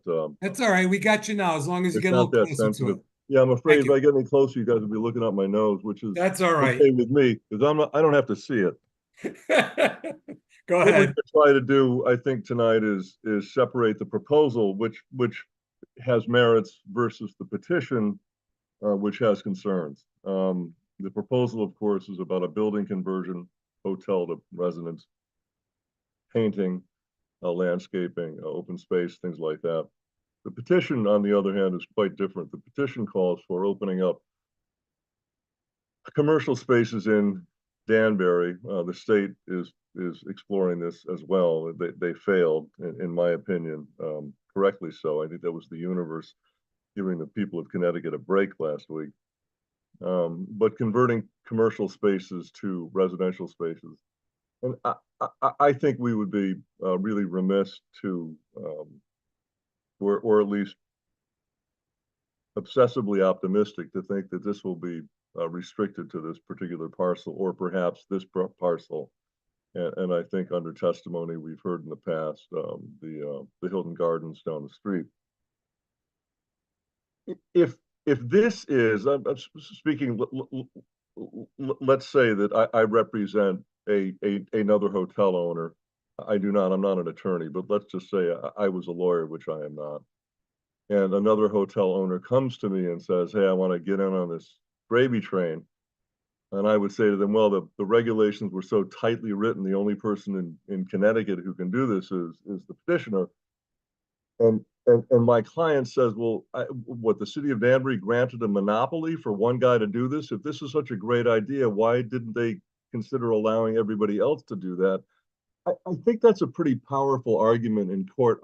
I know the chair has said that if this were to come in front of if another petitioner were to come in front of the zoning commission has in the past and would obviously consider doing in the future, denying the application.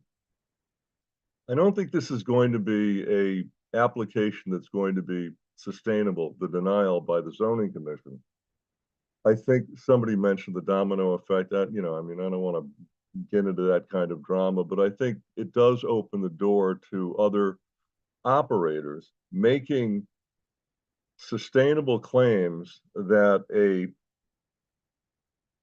petition that was so narrowly focused, and not, by the way, a petition written by the city, not by the city council, not by the zoning commission, but a petition written by the petitioner. And by the way, you're gonna have to excuse me, my phone's been ringing all night. I'm just gonna take it off the hook, and that's gonna be that. It's Nielsen. They want me to probably want to know what TV show I'm watching. I'm watching the Danbury Zoning Commission on channel, I don't know what, but it's a great show. Everybody tune in. Just tell them Family Guy. Exactly. So let's say the zoning commission does turn it down because the scope is so narrow. No one else can possibly, you know, attempt to seriously be approved by this. I think under adjudication, the courts would at least consider the fact that it was so tightly written as to be sort of a specialty or vanity project that should be either re-examined or expanded to other operators. This is important because of a couple of reasons. The first one is it would not ultimately be restricted to one parcel or two, the Hilton Gardens. And also because the issue that we're facing in Danbury, and this is not restricted to Danbury, we just saw in the paper today that Newtown is cutting 1.4 million from its schools. Hartford is considering laying off 180 teachers. The city of Danbury is grappling with an almost existential crisis when it comes to the school system. And anything that brings in more residences to the city of Danbury has got to contend with the effect that it has on the schools. Now, this is one issue where if, let's say, it's an as of right, the city itself is going to have to deal with this. But if it's not an as of right, if it does require a zoning change, the zoning commission has got to take a look at this and its direct effect on what's going to happen with the schools. The petitioner has said it's going to be a one-bedroom unit. There's only going to be one person in there. He's sort of painting a picture. I'm you know, dressing the building with art on the outside. He mentioned blue or something like that, which I've never heard of, but I'm not really up on this stuff. But I get the point. There is an attempt to add a creativity not only to the exterior but also to the interior. And while that's a noble attempt, it doesn't fly. Someone mentioned earlier this evening about HUD. HUD takes a dim view about that. The city of New York experimented with that in the 80s, where they built buildings exclusively for artists. That doesn't fly in Connecticut. You can't discriminate on like a non-artistic basis. I'm sorry, you're not creative enough to live here. Not going to work. Under Connecticut's occupancy laws, you can have 3 people in one bedroom. These studios are one-bedroom apartments. So you could have 3 people in them. The one-bedroom apartments, you can also have 3 people. Connecticut has some pretty liberal occupancy laws, but I don't want to belabor the point here. Landlords have clearly have some say as to how many people can move into an apartment. I'm not particularly worried that these buildings or these units are going to be jam-packed with families, but the idea that you can keep a you know, a 330 square foot apartment restricted to one person and a one bedroom to 1 or 2 is again a little bit optimistic. I think we'll get a few more people in there, but you know, and while we're on the subject of procedure, it is an odd place for a residence. Someone mentioned that it's 3/4 of a mile to, you know, your caffeine fix and your cannabis fix. There's not much else to do. You can buy some shoes, you can hang out, you can go to Trader Joe's and do things like that, but it's not really an integrated neighborhood. It's an isolated residential island, if that's indeed what it becomes. As a hotel, it's perfect. A hotel, you need a place to sleep and maybe call Uber and they come and they pick you up and take you to your destination if it's not going to be in a conference. So as a hotel, that model is fine. There's nothing wrong with that model. We've all stayed in cities and hotels miles away from where we're going, and we don't even play around in the neighborhood. We just go to sleep and then we do our Thanksgiving thing or our business thing, whether it's miles away or at the airport, and that's just fine. And the hotel, which was originally built for Carbide, which was a mile and a half down Reserve Road, that was fine. As a resident, maybe not so much, but again, I don't want to get too much into the procedure here. I do want to concentrate on the petition. My worry again is that by allowing this, by approving this, basically a vote for this is a vote for overcrowded schools. There doesn't seem to be an avenue that I can find, and I've been doing this for 30 years, an avenue that I can find that would restrict this, unless we're talking about 55 plus. And even then, you can't completely restrict it. I don't see an avenue that will restrict this to having zero impact on the schools under the management of the present petitioner. If the present petitioner sells the project, all bets are off. I mean, as we have discussed ad infinitum, Connecticut does not allow contract zoning, and there is nothing holding not only this petitioner, but I take him at his word. I am confident he's going to try to attempt what he's been talking about. That's not the issue. Again, the procedure here is not the issue as much as the petition. If the project were to be sold after completion and approvals were granted, I'm not sure that a new buyer would want to keep the model.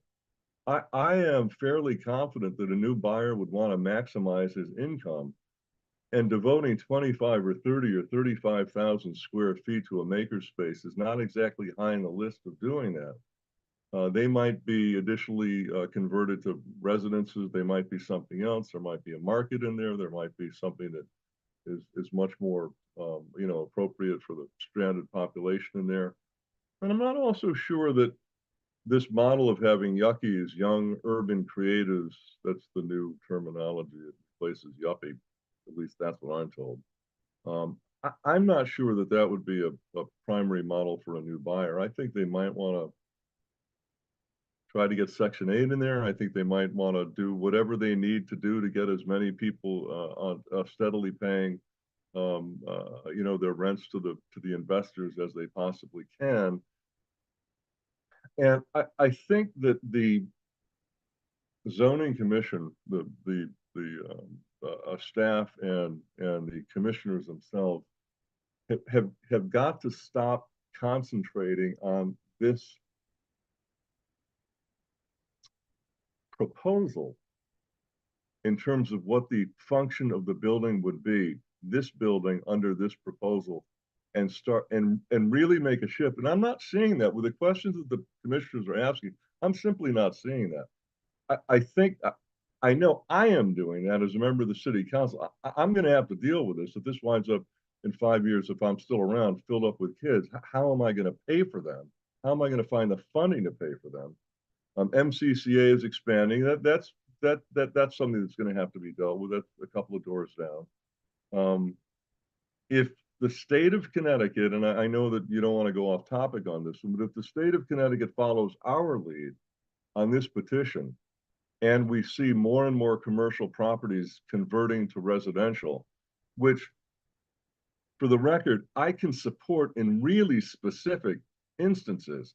The state of Connecticut's proposal was so broad it would allow the conversion of any commercial property anywhere into residences.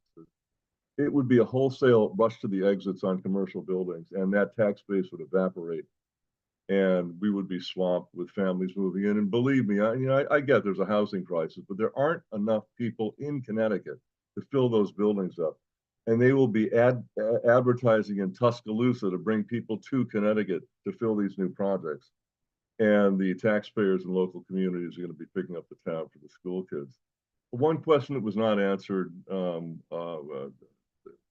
I think one of the members of the reserve brought this up, was the comp between the proposed tax base on the conversion and what the current tax base would be if this was a functioning hotel. Because let's say that Mr. Bertram, the petitioner, pulled out and it became a hotel again. I would like to know, and I would have to ask this question, I guess, to the assessor.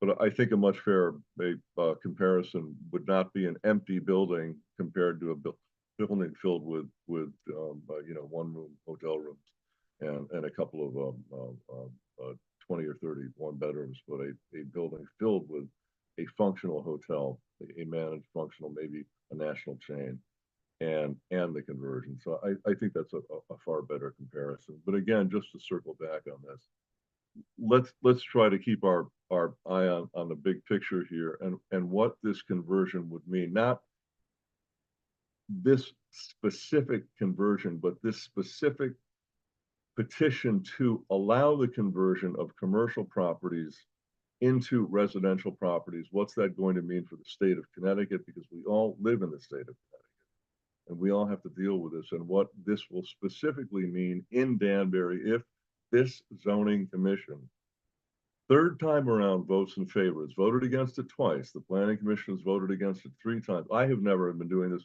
for decades. I've never seen this happen before.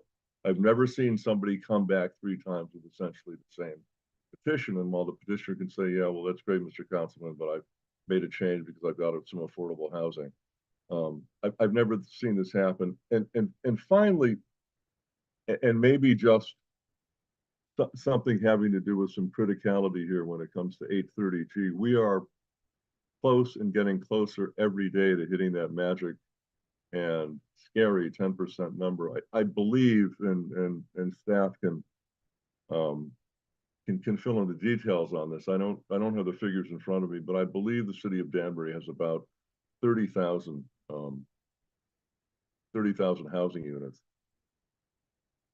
So 10% of 30,000 is 3,000, and 1% of 30,000 is 300. If we are at 11 and we drop 300, we will be at 10. And this project is extremely close to 200. 5% of those units would be approximately what? 10? So let's say this project could add 180 units to our non-affordable inventory, which would drop us from, say, 11% to 10.002 or something like that. And as we know, the affordable units have a finite lifespan. They come off the rolls every week sometimes. They last between 20 and 40 years. So even if we don't add any non-affordable units, treading water doesn't work. We start sinking because we just get closer and closer to that 10%, doing nothing at all. They just come off the rolls and they become market rate housing. So this, in basically one stroke of the zoning commission's pen, would not only have an impact on the schools, it would have a really deleterious impact on the zoning commission itself, because it would allow, if we drop below 10%, it would allow operators to come into Danbury and do an end run under state law, do an end run around our own zoning commission laws to build units. This is the incentive for that, to build units in areas where the zoning commission, the planning commission would normally not allow them. So not only is a vote for this a vote to overcrowd our schools, it's also a vote, in a way, conceptually, it's a vote by the zoning commission to eliminate their own oversight. And I have to tell you, if I was on the zoning commission, I would take a very, very serious look at those 2 options. I think that this is a premature proposal. I think it's been vetted thoroughly several times before, and it's been decided appropriately every time. And I think that this is, at this point in time in 2024, I had a tour of the high school 2 weeks ago. I love the high school. The kids there were really well behaved. Nobody said boomer alert. Nobody said, hey, grandpa, what are you doing here? Nobody said anything like that. People were well dressed. The girls and the guys they looked great. The teachers were engaged, but that school has some crowding issues, which we are trying to address with the new school on the west side near this project.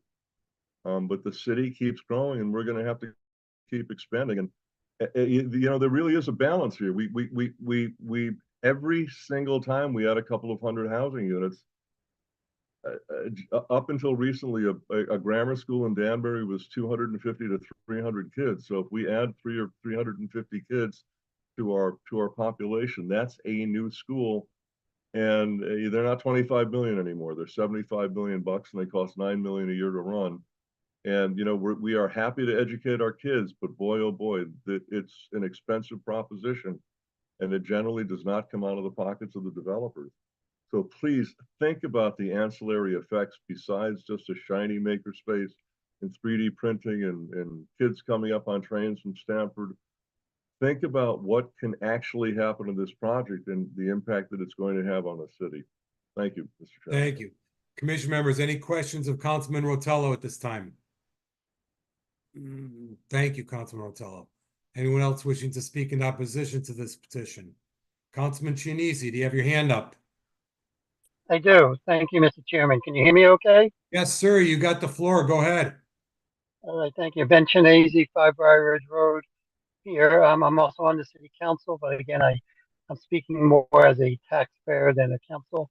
Again, you got to understand that this application here is not a conversion like Senate Bill 1416 was. This is not a conversion into a hotel into residential. This is a use. We're allowing an additional use to occur. So let's, for example, like I said in the first time, you know, we heard a lot of good things about the project, and we also heard a lot of bad things about the project. I think there was more questions and on the negative than the positive. And as I said in the past, this type of use to allow commercial and residential really should come from our own planning department to come up with a proper regulation that addresses everything that was presented this evening, pro and con. So maybe the answer is to push it back into planning and come with a proper regulation that applies to everyone and not just one applicant, as we heard this evening. Yeah, again, I'm going to talk about the use. You know, we're looking at a building, but let's imagine if the building wasn't there. That's what we're doing. We're taking a building, let's say it's not there. It's a brand new piece of land that's 6 acres, exactly as it is today. You know, would we allow, giving it that it's in a valley, we can go up 104 feet, but I think since it's in a valley, we could probably go up another 100 feet. So we can almost have 20 floors of an apartment, giving the way it's situated. Would this commission allow 20 floors of housing in this type? That's what we got to consider. Not just what's being presented, but what could happen. Highest and best use. That's what we got to look at. Highest and best use. This building could be knocked down, and it can be redeveloped into something that we can only imagine that could be there. So we have to look at what could happen down the road. And another question is, you know, the way I look at what I'm seeing is this looks more like a glorified dormitory setting. You know, with micro apartments, 1 bedroom. You're going to have tenants, and that's a question to Mr. Bertram. Month-to-month tenants will be allowed, I would imagine, and leases a year. I think that's probably going to be most leases will be at least a year, because I don't see a lot of people staying 5 years or 10 years, where most people who rent usually kind of stay. You know, you really want a tenant that's going to be there for the long term, not a temporary short term, where this current use that he's proposing offers that month to month, and it also offers at least 1 year leases. And after that, they're going to get someone else in there. So it's going to be a constant revolving of tenants coming in, moving out, and there's all types of going in the morning, out at middle of night. You can have young kids going in and out all hours of the night, and security will be a problem. I know Mr. Bertram mentioned about $100,000 increase in the assessment. So that $100,000 can be eaten up very quickly if the city has to hire 1 police officer, 1 firefighter, or 1 EMS, or I'm not even touching the school. So yeah, we may get $100,000, but it may cost us $400,000 in additional costs to service this building. So those, again, as you can see, as we keep going on, there's more questions than answers at this, I think. So I would like to see the petitioner withdraw the application, let the city take a whack at it and have it to where, how can we allow commercial in a residential zone? It seems the state's moving in that direction. So maybe the city can get a jump on that and come up with an ordinance that could be mimicked throughout the whole state. So where there will be public hearings, not as of right, but I think we need to look at it further. It's a concept that's going to expand. It's not just this one lot. It's the whole zone. It's all CG80. It's CG20. It's all those commercial zones that are under attack. And I think we really got to take the time to do it right. We don't want to create a use that's going to have a detrimental effect on our city. Oh, sorry about that. My light keeps coming in and out. So that's all I have, Mr. Chairman. Thank you for your time. Thank you. Commission members, anything of Councilman Chianese at this time? Thank you, Councilman Chianese.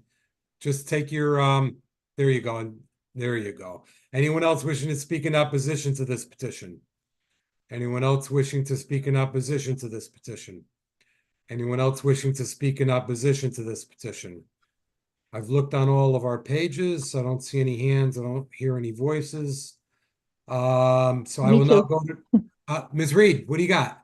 Nothing. I just checked too. You're right. Oh, you checked too? Good. Great. Good. Extra set of eyes. Appreciate it.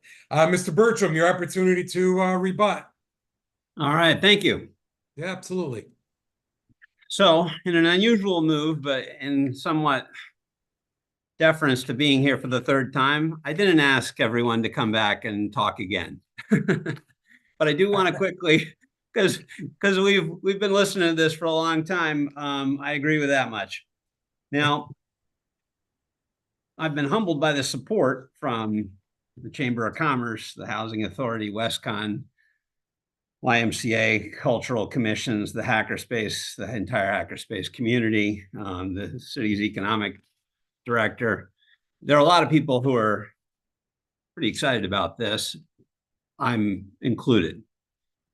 In terms of questions, I'd like to address first some of the affordable housing questions that were asked by some of the recent speakers. So certainly the Live, Work, Create, Collab is on the side of the building to kind of create a feeling for the experience. It certainly is not a requirement that someone who lives there be a member of the makerspace part of it, or that they work there or anything else. There's a simple reference to a mixed use community existing within the structure. Now, that was Mr. Camiletti's first question. Now, in terms of the taxes, the 50% increase in tax revenue is a baseline off of the existing taxes being paid. I would love it if taxes were only paid when there was revenue on an asset, but it doesn't work that way. For the last 2.5 years, it's been empty. It's been paying $200,000 a year in taxes.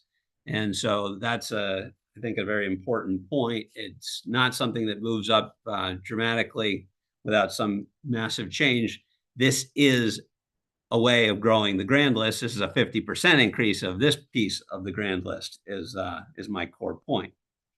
In terms of the plan, there was a question about how long we would run the building this way. We would make a long-term commitment to the makerspace for the space that they are leasing. And that is necessary for fundraising for them and for grant taking and all kinds of things. They need to have a lease. We have to make a commitment to them. And you put together something in motion that is a business plan that all ties together. In terms of the staffing level, we have run and do run a lot of multifamily properties in the area. We have on-site personnel, and we also have a team-based approach we take with resources. But you are talking 5 full-time employees at a minimum on an asset like this. The restaurant will have a number of employees. But that's a side thing. More what I would be talking about is just the business incubation piece of this whole makerspace business incubator an artist type of environment, which is a feature. It's something for people to choose to become a part of. It's not a requirement by any stretch when we talk about fair housing. So there were questions about how you administer a program along these lines. And we run different properties in Brookfield. The Barmbek Place has a requirement for 20% of the units to be rented to folks making 80% area median income. And so what happens is you specifically allocate apartments that are so deed restricted. And that means that the applicant comes, it's done on a first come, first served basis. It's not a lottery system. It's basically when a unit becomes available and someone comes in and applies for it, there are criteria for who you can rent to. That is typically reported on annually, where you certify which units have been operated that way in the preceding year. And depending on the municipality, they have different rules for compliance reporting, but it is something that we're familiar with and do in other area towns.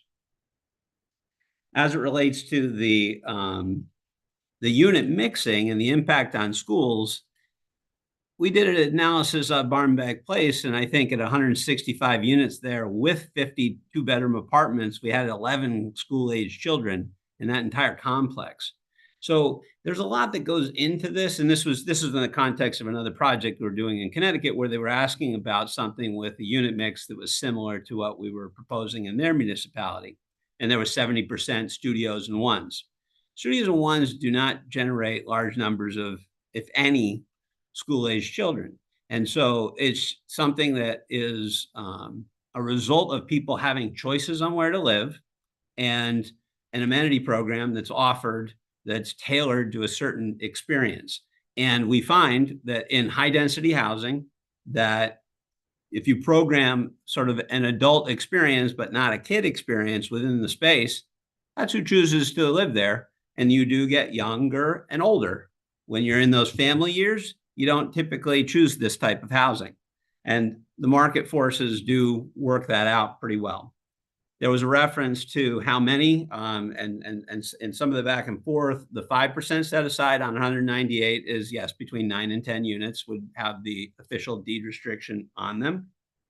And that is, I think that was the answer, at least to one person's question in terms of how many overall would show up.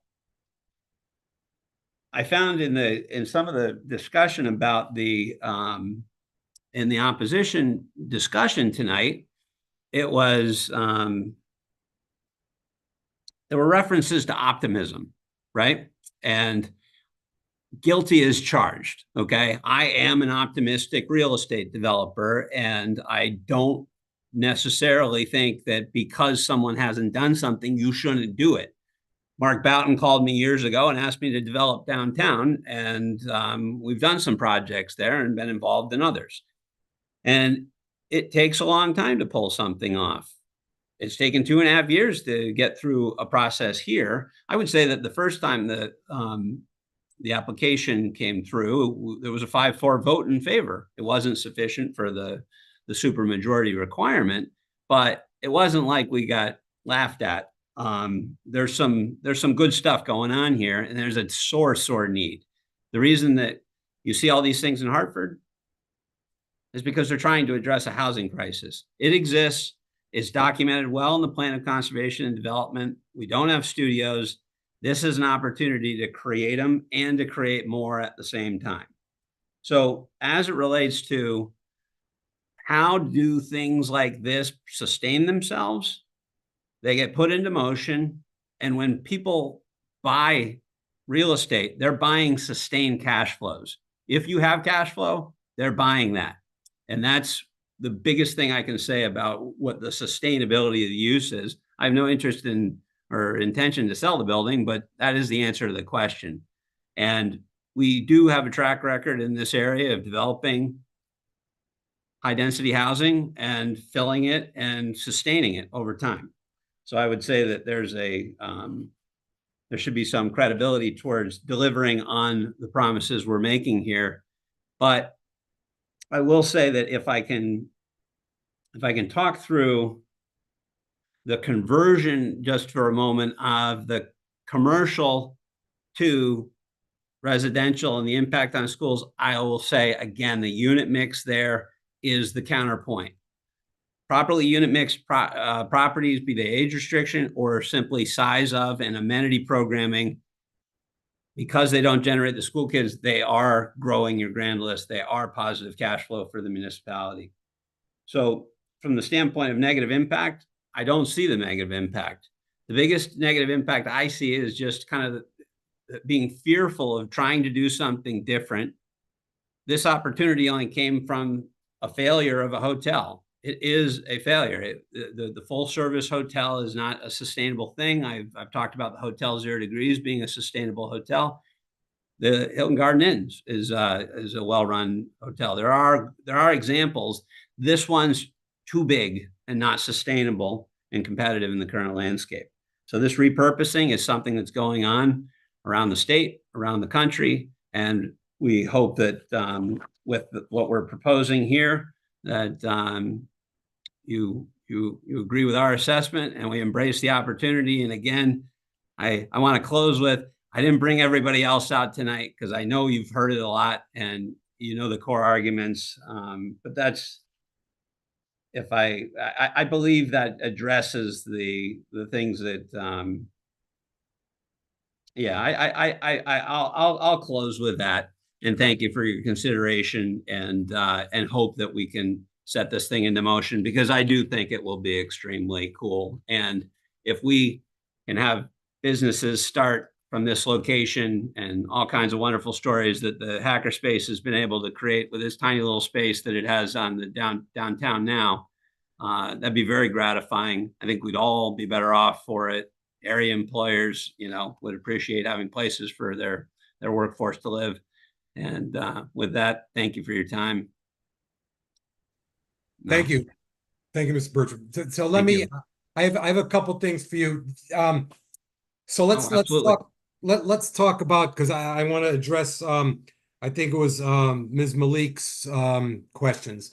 There is an administrator that handles in Danbury. There's an administrator, it used to be Mark Nolan, I think it still may be, that handles the affordable applications. I don't know if you know anything about the income guidelines on that. Oh, sure. Basically, it's kind of the restrictions of what you can't pay past a certain percentage of your income. And I believe it's 30%, whether or not that includes utilities and the like. It's basically regulated and is done on the front side of the underwriting of an application. So and like I say, I could go into detail. I think that is appropriate here is that this is systematized, administered, and then reported on. And because we do this in different municipalities, there are differences in how each municipality likes to see the reporting done, but the basic mechanics are the same. And we have a history of documenting compliance. Okay, thank you.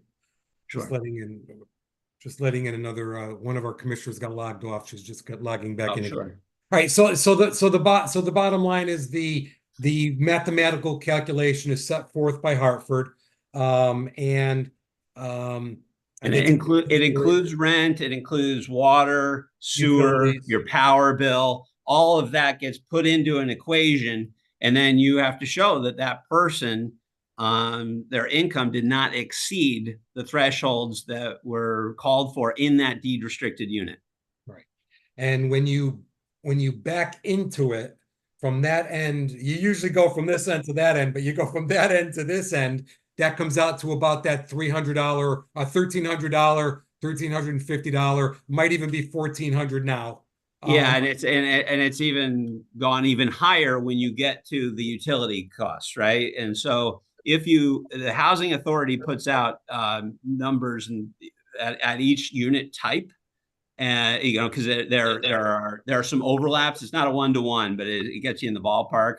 But they have a studio up to 1,600, but that's inclusive of the utilities. Right. So, Yeah, it's a fluid number, I guess, is the best. it is. Exactly. Yeah, on home ownership, it changes drastically when interest rates change. Yes, exactly.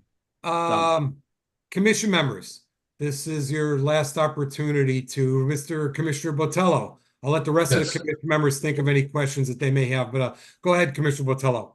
Yes, thank you for the time. Mr. Bertram, a couple questions. With this long-term commitment for the hackerspace, can you just give me an idea about how many years you're committing to them? We have not concluded. We have to see how the whole business model it comes together, but it won't be less than 5 or more than 10 in my estimate, just to give you a ballpark. But it'll be, Okay. I think it'll be in that range. Okay, my next And question. again, I sit on the on that nonprofit board, and I have every intention of seeing this go for as long as I can make it go that way. So I'm very committed to this. The next question is that the hackerspace, or the hackers themselves, have received a $500,000 grant from the state of Connecticut, I believe. Are they going to be making improvements to your building with some of the money that they're getting from this grant?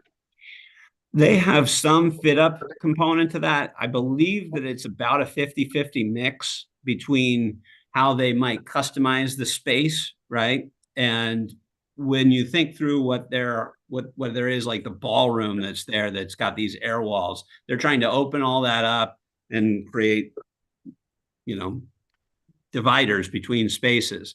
They want to have some rentable spaces just for the businesses that are trying to start up. So it's a combination, but I believe that grant, and there are different kinds of grants, some that are for personnel expense, but I think half of it's for fit up equipment, the fun stuff, the laser cutters, the 3D printers, all that kind of thing. And then there's a component for the building.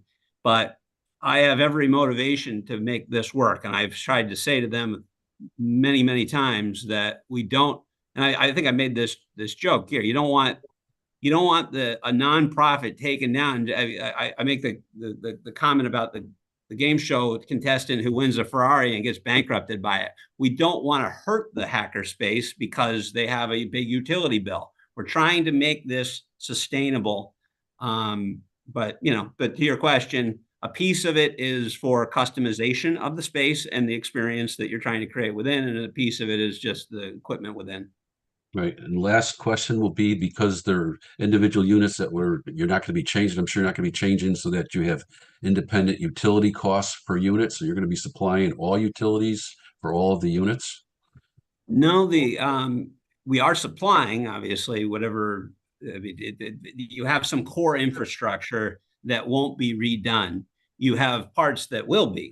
And when cooking goes into a dwelling unit, then there's a separate panel that has to feed all of the individual things, from the PTAC units for HVAC to the individual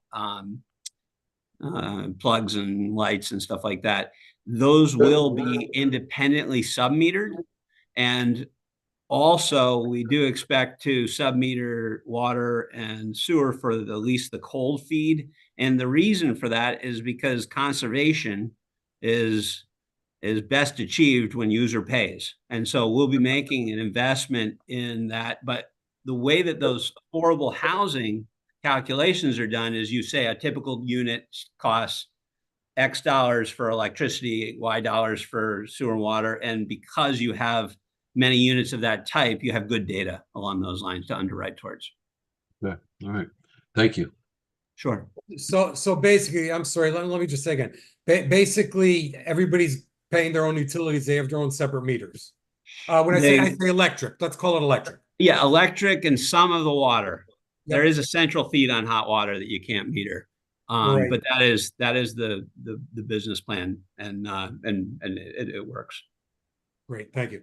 Commission members, and I'm moving a box here, excuse me. Commission members, are there any other questions of Mr. Bertram at this time? Commission members.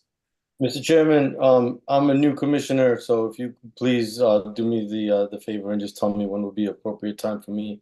We're not ready for that yet. Okay. I don't Do you know have any when it's questions? when it's on, so I don't want to miss my chance. I know, I understand.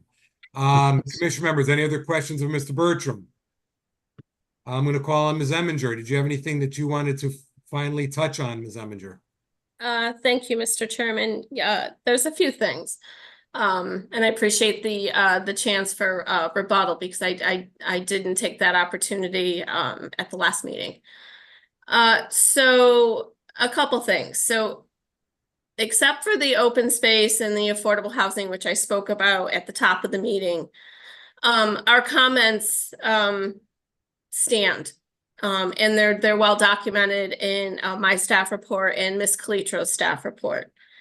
The second point that I want to make, and we've spent a lot of time tonight and the first public hearing talking about site specific. And this is the reminder to the commission as well as to the public that this is a text amendment for the entire CA80 district. It is not site specific. The staff report provides a review for applicability in the entire district. We have to consider the broad impacts to the CA80 zone as well as the city as a whole, which we believe we've done through the staff report. So again, you know, it's not site specific. And I know, Chairman, you mentioned that at the top of the meeting, but you know, as we continue through the public hearing, it continues to be brought back to site specific. And it's, again, my reminder to the commission is that it's a change that affects the entire district and the applicability of all of those additional requirements, and as that applies to the CA80 district. So with that, I have no further questions, or I'm sorry, no further comments. Thank you. However, let me go back. You said that you did not exercise last meeting, but you were afforded the opportunity. You chose. Yes. Okay. That is, yes. But I mean, we were at, you know, an ungodly hour. So I wanted to bear everyone, and we still had that, you know, that other public hearing. So, but yes, you did offer me the opportunity, and I do acknowledge that. But we wanted to, you know, save that for when we, you know, we're hopefully not at, you know, the midnight hour. I know. Yes, thank you. Commission members, any questions of Ms. Eminger? I see Commissioner Cabrera, your hand is raised. Do you have a question for Ms. Eminger? I do. My question is, Ms. Eminger, what if this petition was specific to the site? Would that make a difference for the planning commission? So, I mean, again, that's, you know, we have to be careful in that the text amendments they cannot be specific to one location. They have to be specific. They have to apply to the entire district. And if we do that, that's, you know, the type of zoning we really try not to do. And in this case, the applicability and those additional requirements, you know, based off of the scope would be applicable in 2 other locations. Again, the Crown Plaza, which is the petitioner owns, and the other site is the Hilton Gardens on the other end of Mill Plain.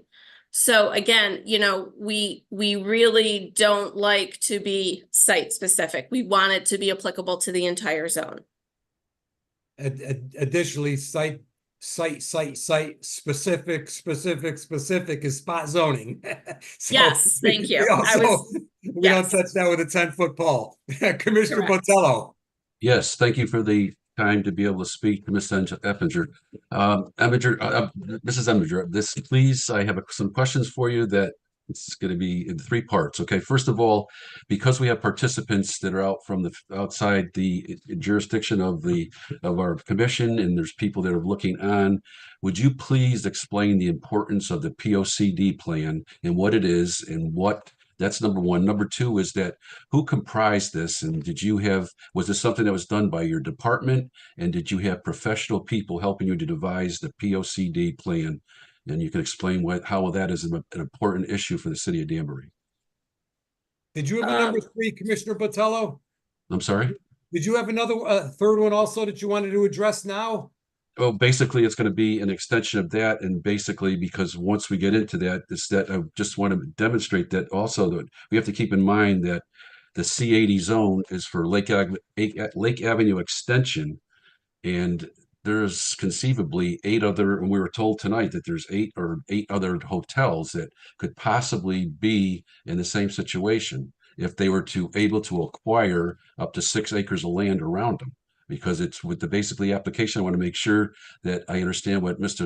Eminger is going to tell us, that Sure. if you have a hotel and you have people around you that are adjacent to your facility and you can acquire 6 acres of land, are they in the same situation that Mr. Bertram is in? Good And question. that- Ms. Eminger, is there, I guess the real question is on that, is there a provision against tacking? I'm sorry, Mr. Chairman, ask that question again. Yeah, I just didn't want to go through the documents. Is there a provision against tacking other parcels on? If you're existing and you have 4 acres, is there a provision against tacking another parcel, the parcel to make 6? No, there's not. You could, if you own an adjacent piece, you could combine those 2 properties. Is that what you're saying when you say tacking on? Yeah, I think that's what Commissioner Botello was asking in his third. Yeah, Because I know yes. that we have a couple scenarios now, farming, for example, where you can't tack, and a couple other things where you can't tack. I didn't know if it was if there was provisions in this one. No, So that- there, with that- the petition, So with that within mind, there's 8 locations along Lake Avenue extension that could possibly be in alignment with what we're doing tonight. Well, if any of them, the only ones we know of that have 6 acres or more is this petition plus the Hilton. I think it's a Hilton. Other than that, the other 6 parcels, they have potential if they can get to 6 acres, I guess is the Exactly. best way to put it. Exactly, but it is there. So, Ms. Okay, all Eminger, right, go but- ahead. If you would address those issues, that would be great. Okay. sure. I mean, with respect to the POCD, I mean, that was a process, that was several years in the making. We did hire a consultant, FHI Studio, to help us facilitate that process. And we'd had we had a committee of, a broad range of committee members, a lot with the Planning Commission that helped facilitate that process. And, as we look at the POCD and the recommendations that come from that, we look at land use, we're looking at mobility, economic development, housing, public buildings and services, and our future land use map. So, there's components within, each of the sections of the POCD that you can pull from. And we've said in staff reports between myself and Ms. Calitro, there are elements in which it does comply with the POCD, and there are elements where it does not. And, again, we feel that, having the additional studies in place to determine the applicability and if it's, if it's appropriate, the appropriateness of bringing these types of mixed use developments in the CA80 and possibly the CG20. We do recommend those area district plans, further study. That was part of the POCD recommendation. But on the flip side, and it was identified in the previous staff reports, there is a need for affordable housing. There is a need for these types of units that does serve the supply. It adds to the supply of housing, a variety of housing types to the city, and that is consistent with the plan. And it's also consistent with the affordable housing plan. So with that being said, I think I answered your question, Bob. Well, more so, the question now is that Benjamin Chenise, the councilman, had mentioned something that his proposal was to send things back to your committee or your office to be able to review it, so it could be something that could be looked at for the entire zone, knowing that there's potential that there's other properties that could be affected. Is that something you could concur with, or you don't see it as that? Well, again, it's, we don't plan in a vacuum. So, we would certainly discuss it with other city staff. We would discuss it with the mayor's office and, and try to determine, if this is the type of use that the city wants to contemplate. And again, part of that is doing a study to determine the appropriateness of it. I can't answer that question. No, I think you did. You did. Thank you. Yeah, but now going back to the other issue, Commissioner Botello and Ms. Eminger, correct me if I'm wrong. If another hotel was to acquire additional land to get to 6 acres, they couldn't increase density because it says that there can never be any more units than the existing hotel space. So even if somebody down the road decided that they were going to buy a piece of property on Mill Plain Road just to be able to do this, and let's say they go from 4.7 acres to 6.2 acres, whatever, they still cannot add units. They can only do what they do in the confine of that existing structure. So I just wanted to okay, but there are some cases and points where there's some hotels that are larger down there in hotels that would have the capacity to do like 100, 200 units. I have no idea. I mean, okay, I have no idea what it's. I know about all of the hotels on Mill Plain Road, so but I don't know who adjoins them. I just don't know what opportunities to purchase are All adjoining those right, parcels. well, one case in point, and I'm sure it's a remote, but Marin Hotel. Marin Hotel could take the capacity to be able to get the property that's for sale next door to it, to be able to add the acreage, maybe take some acreage from Stop and Shop because the same owner owns that whole strip, and be able to convert that over to apartments. Yeah, but they'd never be able to have more units than they already have as far But as they have, I don't know how many units they had, but they have over 100 units there in that hotel. Well, that's what you absolutely you can consider. But I just I think that would be in the confines of what I'm thinking, and I'm extrapolating from what the POD says and what Jennifer's saying and what that new regulation looks like. No, I just only wanted to clarify that you couldn't get to 6 acres and then add more units. Right, that's true. Newly acquired parcel or a floor or so of the existing structure, anything like that. But it might be the only significant alternative if the hotel is not doing what they wanted to do. And like Mr. Bertram said, it's all about cash flow and return. Yeah. So that if you have a hotel that's not doing so well, it'd be good. It'll be worth it to expand it, take over adjacent properties, and do the same thing. Yeah, I just want you to know that it's capable of being able to be done. Sure, that's for us to decide whether that's a good thing or whether we want to continue to see a failing hotel. So it's one or the other. Right. Commissioner members, Commissioner Botello, if you could take your hand down because I got to Yes. move someone from page 3 to page 1. Okay. Commissioner members, anything else of Ms. Eminger at this time? Commissioner members, anything else of Ms. Eminger at this time? Ms. Eminger, I don't think I have anything else for you. I think everything's been addressed by the public. And also by, nope, I'm good. And also by the petitioner. So commission members, I would look at this time for someone to make a motion to close the public hearing. We'll need a motion to close the public hearing.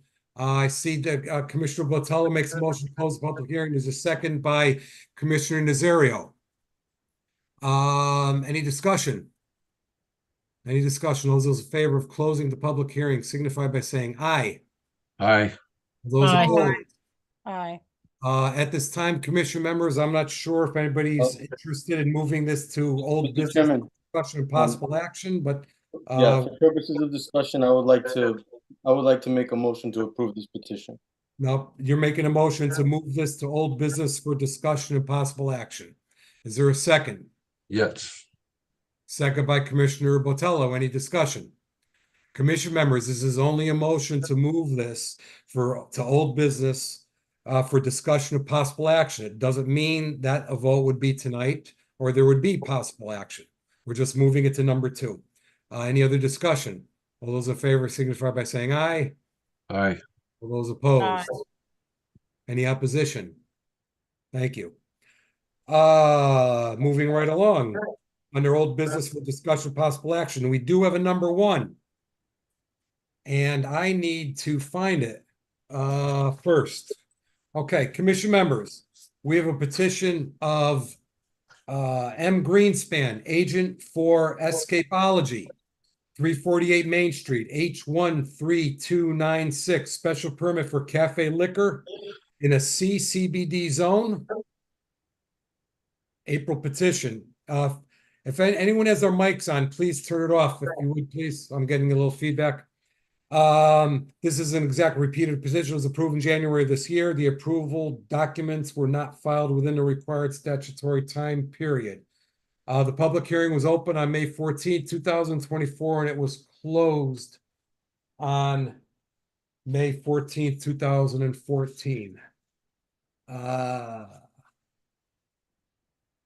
Commission members, what's your pleasure on this?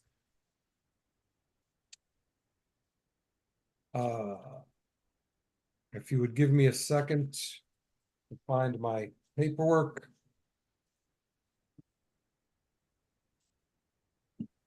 Mr. Okay. Chairman, yes, everyone has the minutes from that meeting as well That's- as the approval letter, so this That's should what I'm be, looking for. okay. That's what I tried to find. I had it underneath it. So commission members, this is the petition that was heard earlier tonight. It was the same exact petition. There are no changes. I read into the record of a motion that was made to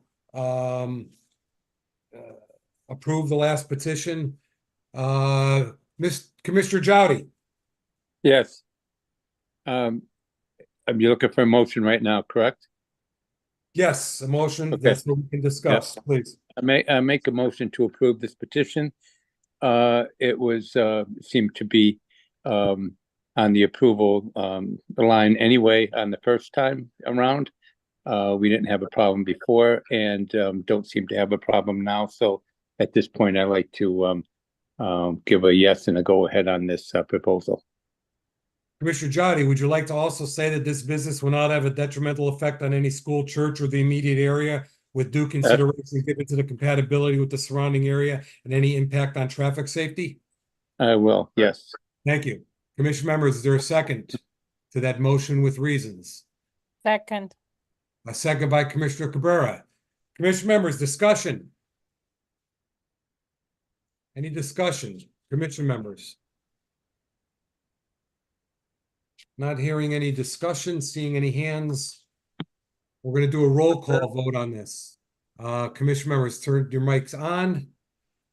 This is Escapology. A yes is yes. A no is no. Commissioner Jowdy. Yes. Commissioner Cabrera. Yes. Commissioner Botello. Yes. Commissioner James. Yes. Commissioner Nazario. Yes. Commissioner Nejam. Yes. Commissioner Simone.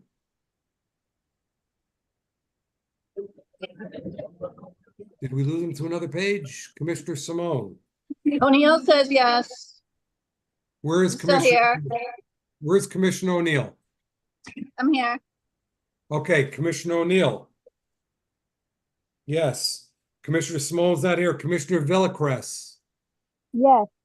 Yes. I will vote yes. 1, 2, 3, 4, 5, 6, 7, 8, 9. 9-0. Like last time. Congratulations, Mr. Greenspan. Get that paper Thank you in so order. much. Let us Good know luck when to you you got all. let us know when you got the grand opening. Oh, I hope it's soon. Thank you so much. I'm Good- signing off. You're welcome. Have a great Good night, luck to everybody. you. Sign off. Good luck. Commission members. Number 2 under old business for discussion of possible action. Petition of Bright Ravens, IS Innovation Studios, Danbury LLC to amend sections 5B, 2B, and 5B5 of the zoning regulations. Add hotel conversion as special exception use with specific use regulations to the CA80 zone. The public hearing, commission members, was closed on May 14, 2024. Anyone looking to make a motion for discussion purposes? Is there a motion?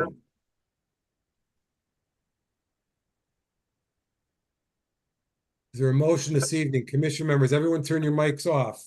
Turn your mics on, I should say, so I can hear you. Commissioner Nazario. Yeah, would this be the right time? I've No. put my foot in my mouth a few times here. I just don't, I want to make sure I'm speaking at the right time. But I would like to make a motion to approve the petition. I have my hand up. Commissioner Botello. Yes, I'd like to make a closing statement prior to that. Your closing statement would be during this discussion, if we get a second. Yes. Okay, so I'll go ahead then. So we have a motion. I'll go ahead. Floor. I'd like to make a motion to approve the petition. The applicant has successfully worked with the city planning department on the open space calculations and with the corporate council on the affordable housing language. The proposal is an exciting housing concept for our community. It provides for micro studios as well as one-bedroom apartments in a live, work, and downtime environment. The application is consistent with the plan of conservation and development by creating this housing opportunity in an ideal location in our community, and certainly does not negatively impact the health, safety, and welfare of the general public. Okay. I think this commission is required also to see if this gets approved on that motion. Is required to state on the record that its findings are relative to the consistency of the amendments with the POCD and find that such amendments will not negatively impact the health, safety, and welfare of the general public. Is there a second to that motion with reasons? Commission members, is there a second to that? Commissioner Botello has his hand raised. I'll ask him if he. No, I'm make a sorry. statement. I'm making You a want to make a statement. statement, or are you looking to make a second? No, I'm making a statement. Okay, so we're still looking for a second. Commission members, is there a second to this? I'll second it for discussion. Second by Commissioner James. So now we have discussion. So what I will do is I will yield to Commissioner Botello, who has some comments to make during the discussion portion. Thank you, Mr. Haddad. Absolutely. Go ahead. Take your time. In closing, I'd like to just state that we are all collectively in this hearing, we believe, and we all of us believe that more affordable housing in Danbury is definitely a needed issue. But we are the zoning commission, which has the responsibility to preserve and make Danbury grow responsibly and without losing the values that make us the great city that we are. This application has made me lose sleep because I have for 50 years been an advocate to produce quality and better housing throughout Danbury. I've made it my personal mission to raise the bar when it comes to multifamily housing so that we could bring better and newer units into inventory in Danbury. That's been what I've been doing for the last 50 years.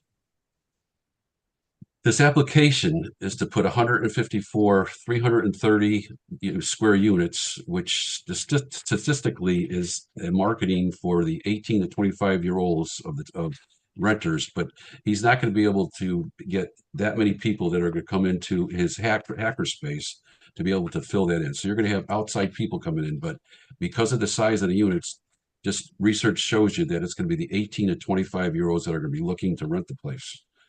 And quite frankly, the group that is going to be renting it, these 18 to 25-year-olds, are still basically in a party mode. And to have a bar on the first floor, a pot shop within walking space, and in the distance that's able to be gotten within, what, 1.7 miles or whatever it is, it makes me cause for great concern. But beyond this, we have seen and heard from the executive planner, the associate planner of our city, which have over 50 years of experience and are gifted people that have been able to study this application, and they have denied it 3 times. They've not denied it, but put negative opposition to it, and they've reviewed it. But these people are there to do a job to be able to make Danbury grow. And between them and the people of the outside services, what we're saying to them by saying that we are going to go ahead with this approval is that the planning directors really are, we appreciate what they're doing, but they don't know what they're talking about, because we know better and we know that this should be approved. So we're going to approve it tonight. And I just feel that this is the wrong side to be on. And I really believe, after talking and hearing from other people that were speaking, that we are opening ourselves up to litigation in the future because there are other places that could possibly come online and be able to go after something that in this zone, the C80 zone, which is long, it's the extension goes all the way down to Lake Avenue. So that's all of those facilities that are all the way down. But in addition to that, you have other people that like are in the CG20 zone. And we know for a fact that other hotels have been interested in maybe possibly doing the other thing. It's a very important mix to make sure that you have hotels to service the needs of Danbury. Because without the hotels, you can't have the venues. And without the venues, you can't have people coming into town to go into the restaurants and to make it a more fruitful and a beneficial place to live. So with that in mind, I just in my good thoughts, I cannot agree to have this approved. And that's, Oh, you all set, Commissioner Botello? yes. Thank you.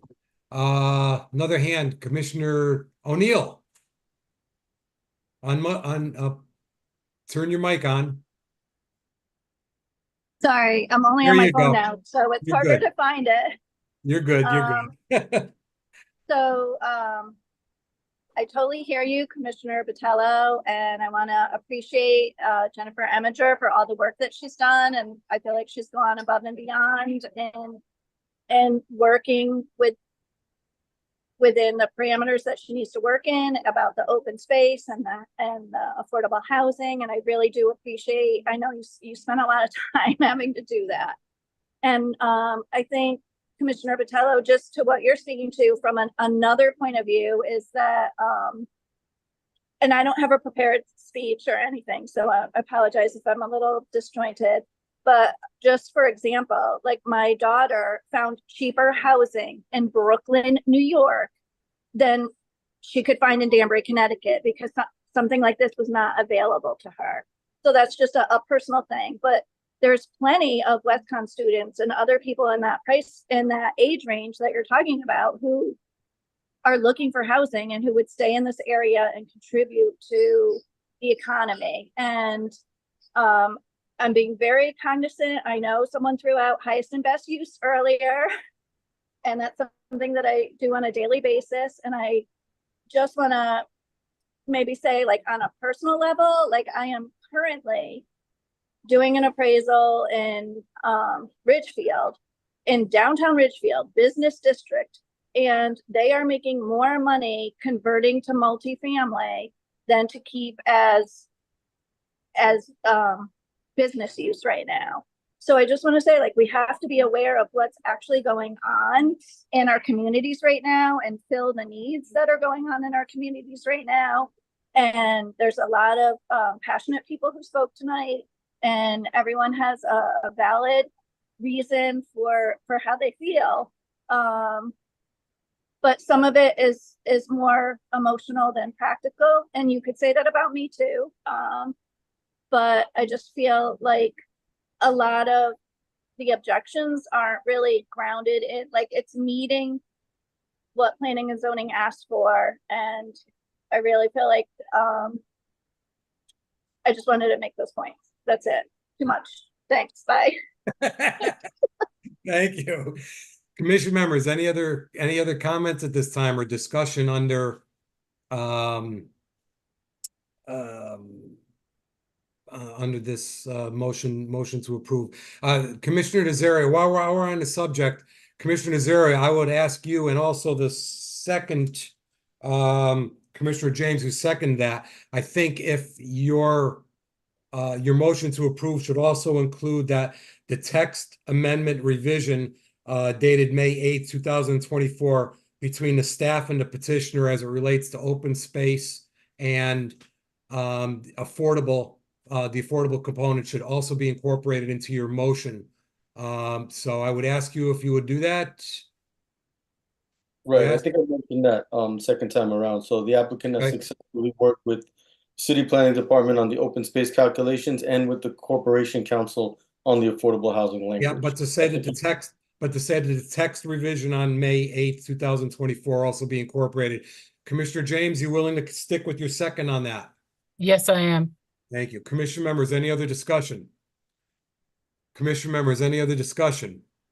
I got a couple things to say. First of all, I'll step outside of speaking about this petition just to say that the last meeting that we had that ran pretty late, I couldn't sleep for quite a while after that. And the reason for that is because I was excited about it. I think we ran a great meeting. I think we had people speak in opposition. People spoke in favor. People changed their mind after they heard it. So I want to say to Ms. Eminger that your staff report was incredible. Thank you. I think it was the first biggest one you did in your acting chairman role. And commission members, she did exactly what she should have done. And I think she went above and beyond because that's the kind of people we have in the staff. They're always going above and beyond. So it was an incredible staff report. It helped us with the information that we needed to know. And I just want to thank you for your time and effort in that. And I don't think any details were really missed on that. It was very comprehensive. However, commission members, we don't necessarily have to take as Bible the Planning Commission recommendation. We take that as a recommendation, and it changes the way we vote. Additionally, with all due respect to the staff, we take the staff's comments and we take that for reference only. Some of it we agree with, some of it we don't, all of it we agree with, whatever, on a case-by-case basis. But I wanted to say that I think the last meeting and this meeting was done very well. We let a lot of people speak. It may have influenced some of our decisions as commission members representing 83,000 people because we were able to hear people close to the project and away from the project with all different points of view. So I thank everyone for that. With that said, let me give a couple of my opinions on this. What's going on in Hartford, I think, and Commissioner Botello, we've talked about this a lot. The Commissioner Bennett and Commissioner Jowdy, we've talked about this a lot. Things happen up in Hartford that come our way that we don't have any control over. That particular petition or that particular bill, I had it here for a second in my notes. I think it was SB 416. You know, it passed, but it just didn't get it in on time. So I was watching the clock on May 8th to see if it was going to pass. If that passed on May 8th, Mr. Bertram could have withdrawn his petition tonight, and he could have pretty much done whatever Hartford let him do. And that would have been something that Danbury wouldn't want. I think we have an opportunity to control until they take it away from us, development in the area. I look at this parcel as a hotel with 242 or 248 rooms that it's like a revolving door. People come in and out. People come in and out all day of 242 rooms, and it's being converted into residences that we need. I look at it as an apartment house, which is based technically a commercial. It's a commercial use. By law, by legal definition, everything above 3 units can be classified as commercial. Apartment houses and rental buildings are commercial parcels. Mr. Bertram said, answered a question of a councilman and some of the other people that spoke about what does it do to the grand list? Well, it increases the grand list. I believe in the consumer. I believe in the consumer that will go and take a look at this apartment and they would say, I like it, I'm going to rent it, or I don't like it. Somebody's going to take a look at it and say, I want something close to walk to. Trader Joe's is too far, and they're not going to rent it. Somebody's going to say, I really don't care that Trader Joe's is too far, I'll take my car. I really don't think that the petitioner wanted us to believe that all of the hackerspace employees or workers or entrepreneurs or independent contractors were going to fill 198 units. This is going out to rent for the public. And the public are Danbury people that we want to keep here. They're young. They're retired. I don't know what they are. All I know is there's a need for it. So from my standpoint, I've been battered, and Commissioner Botello, we've served on some housing commissions, we've been battered about what are we going to do about affordable housing over and over and over again. And let me give you the bottom line, and I don't care how many people hate me for it, but people set up meetings, we talk about affordable housing, we all feel good because we talked, and we leave and nothing happens. So now tonight we have an opportunity to make something happen. It's not going to be done from land on the ground up. It's only going to be done with creative thinking and retrofitting buildings. And now we have a building, and yes, it's big, and it's proposed to be retrofitted into residential units. And the fact that it's only 5% and it may drop our percentage down, the real problem is in Hartford, where they're only classifying affordable units based on 830G's 40-year deed restriction. What they need to do in Hartford is to do it based on the rental values and the rental amounts. They need to change the definition of affordable. And all of these units would be classified as that. You're talking about 198 units, less than $2,000 a month, which is still ridiculously high, but it's still cheaper than anywhere else in the area. I think people are afraid of who's going to move into my neighborhood. This is an apartment house. This is a developer that runs a big corporation that doesn't want to have party people going down and buying pot and buying liquor from the liquor store next to Trader Joe's and partying because they're between 18 and 25. I believe in people, and I believe that there's respectable 18 to 25-year-old people that need housing for less than a couple $1,000 a month. So I'm really looking at it maybe as my profession showed me to look at it, as I'm an old retired real estate guy, so I see the need for it. And I'm asked constantly, what are you going to do about affordable housing? What are you going to do about affordable housing? And it's here for us to do something about. Now, some of the other people talking about it's been here 3 times. No, it hasn't been here 3 times. The first one had no open space and they had no affordable. The second one had it, but it just wasn't good enough because people were looking for it to go under a special exception classification. Now this is different. The Corporation Council said we were allowed to do this as we see fit because they were 3 very separate petitions. As it relates to sprawl, there's only one other parcel right now that it can happen to.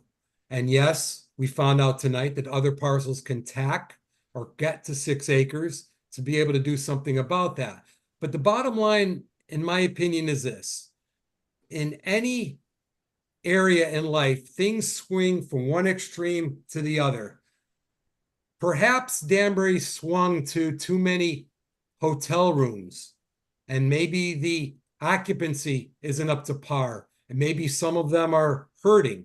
And maybe if some of them convert to housing, there'll be a demand on hotels again. And if another hotel has to get built because there's a shortage of hotels, well, then that'll come to Danbury again. But it's like supply and demand.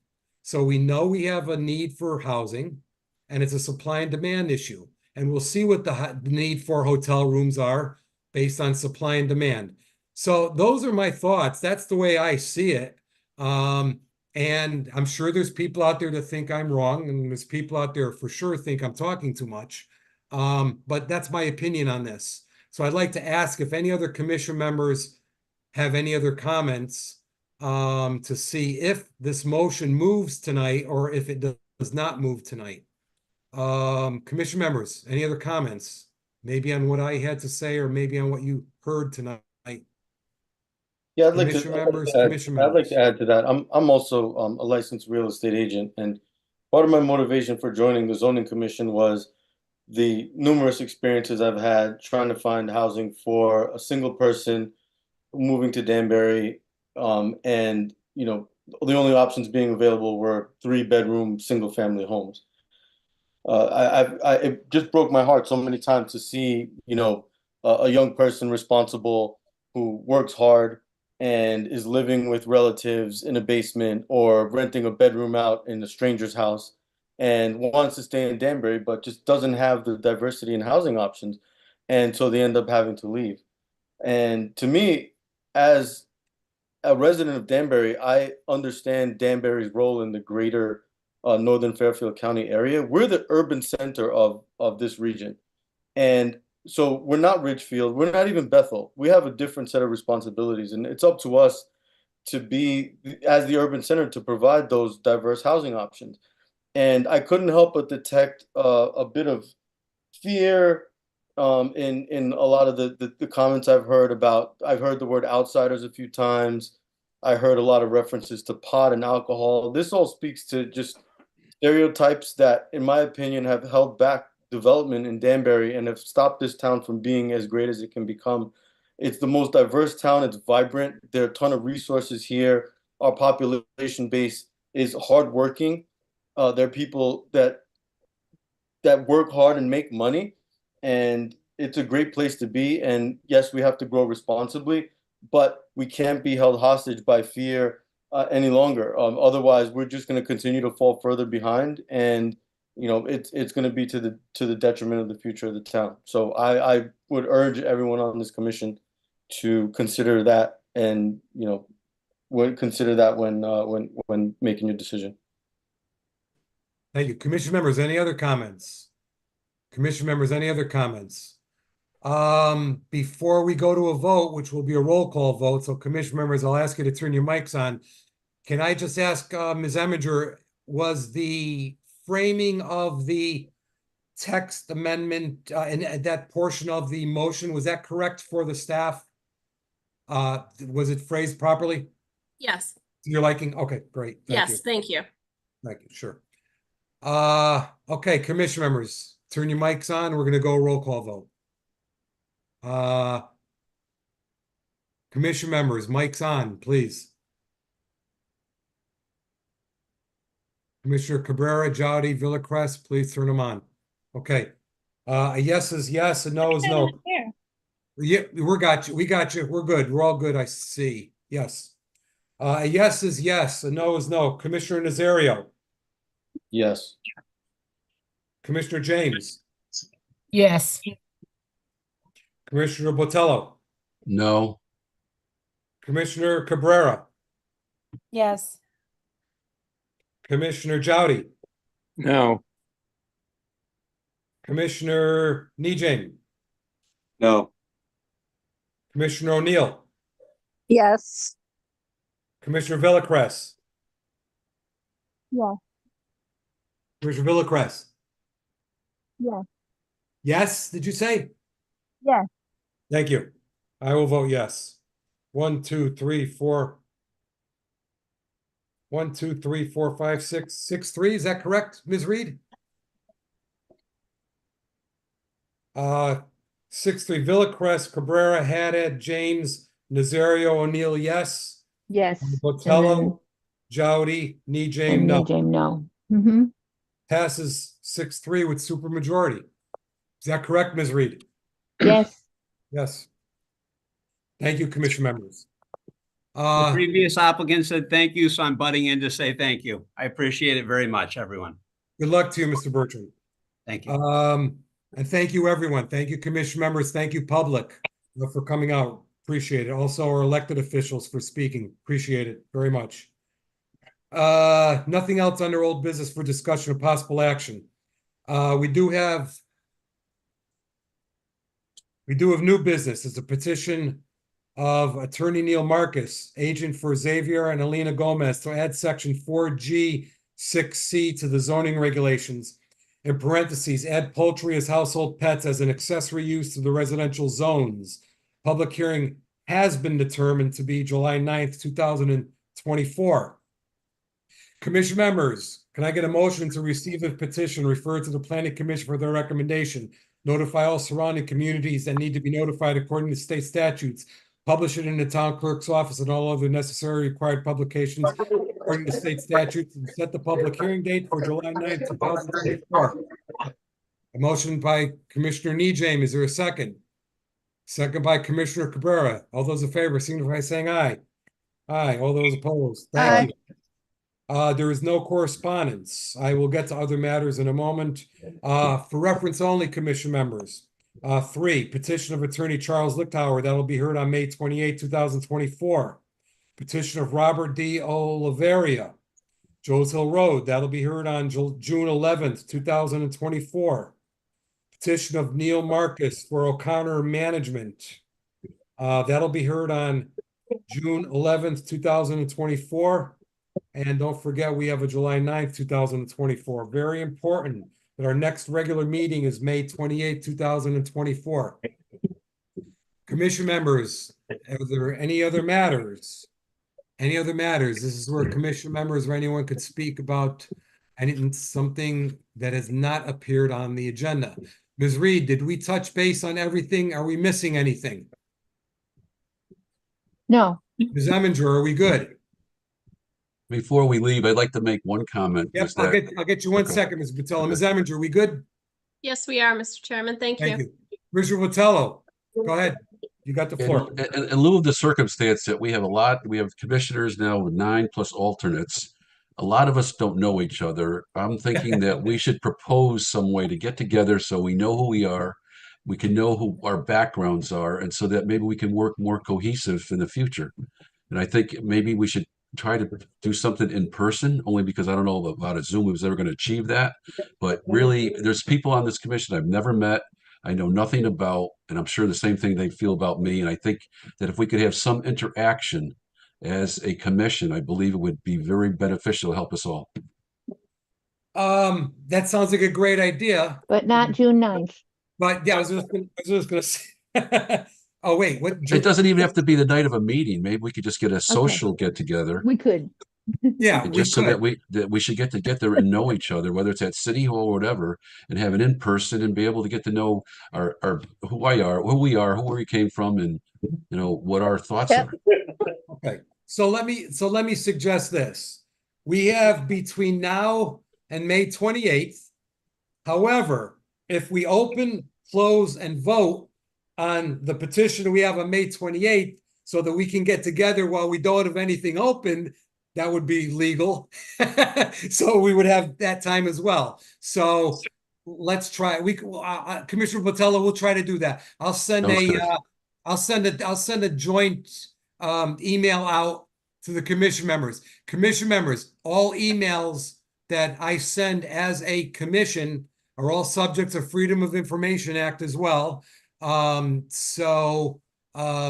we send emails out and we all correspond to each other, they are subject to freedom of information. So we'll keep it professional, legal, legitimate, and let's try and do something. And thank you for that concept, Commissioner Botello. Commissioner Villacrest, you had your hand up for a moment, or are you good? Yes, Go no, ahead. I wanted to second what Commissioner Botello mentioned, and I am excited for that idea, and that I'm for it. That I really want to get together and work all as a unit, get to know each other, because we are a team. Sounds good. Let me go out of my circle in my mind, not being familiar with this. Ms. Reed or Ms. Eminger, are you aware of does the building provide for us a meeting room if we were to do it, have something like this at the City Hall? Maybe the first floor. Yeah, I would imagine. I mean, I would imagine that one of the rooms upstairs, that would be available to us. Or the first floor near the entrance. There's Yeah, a I meeting room.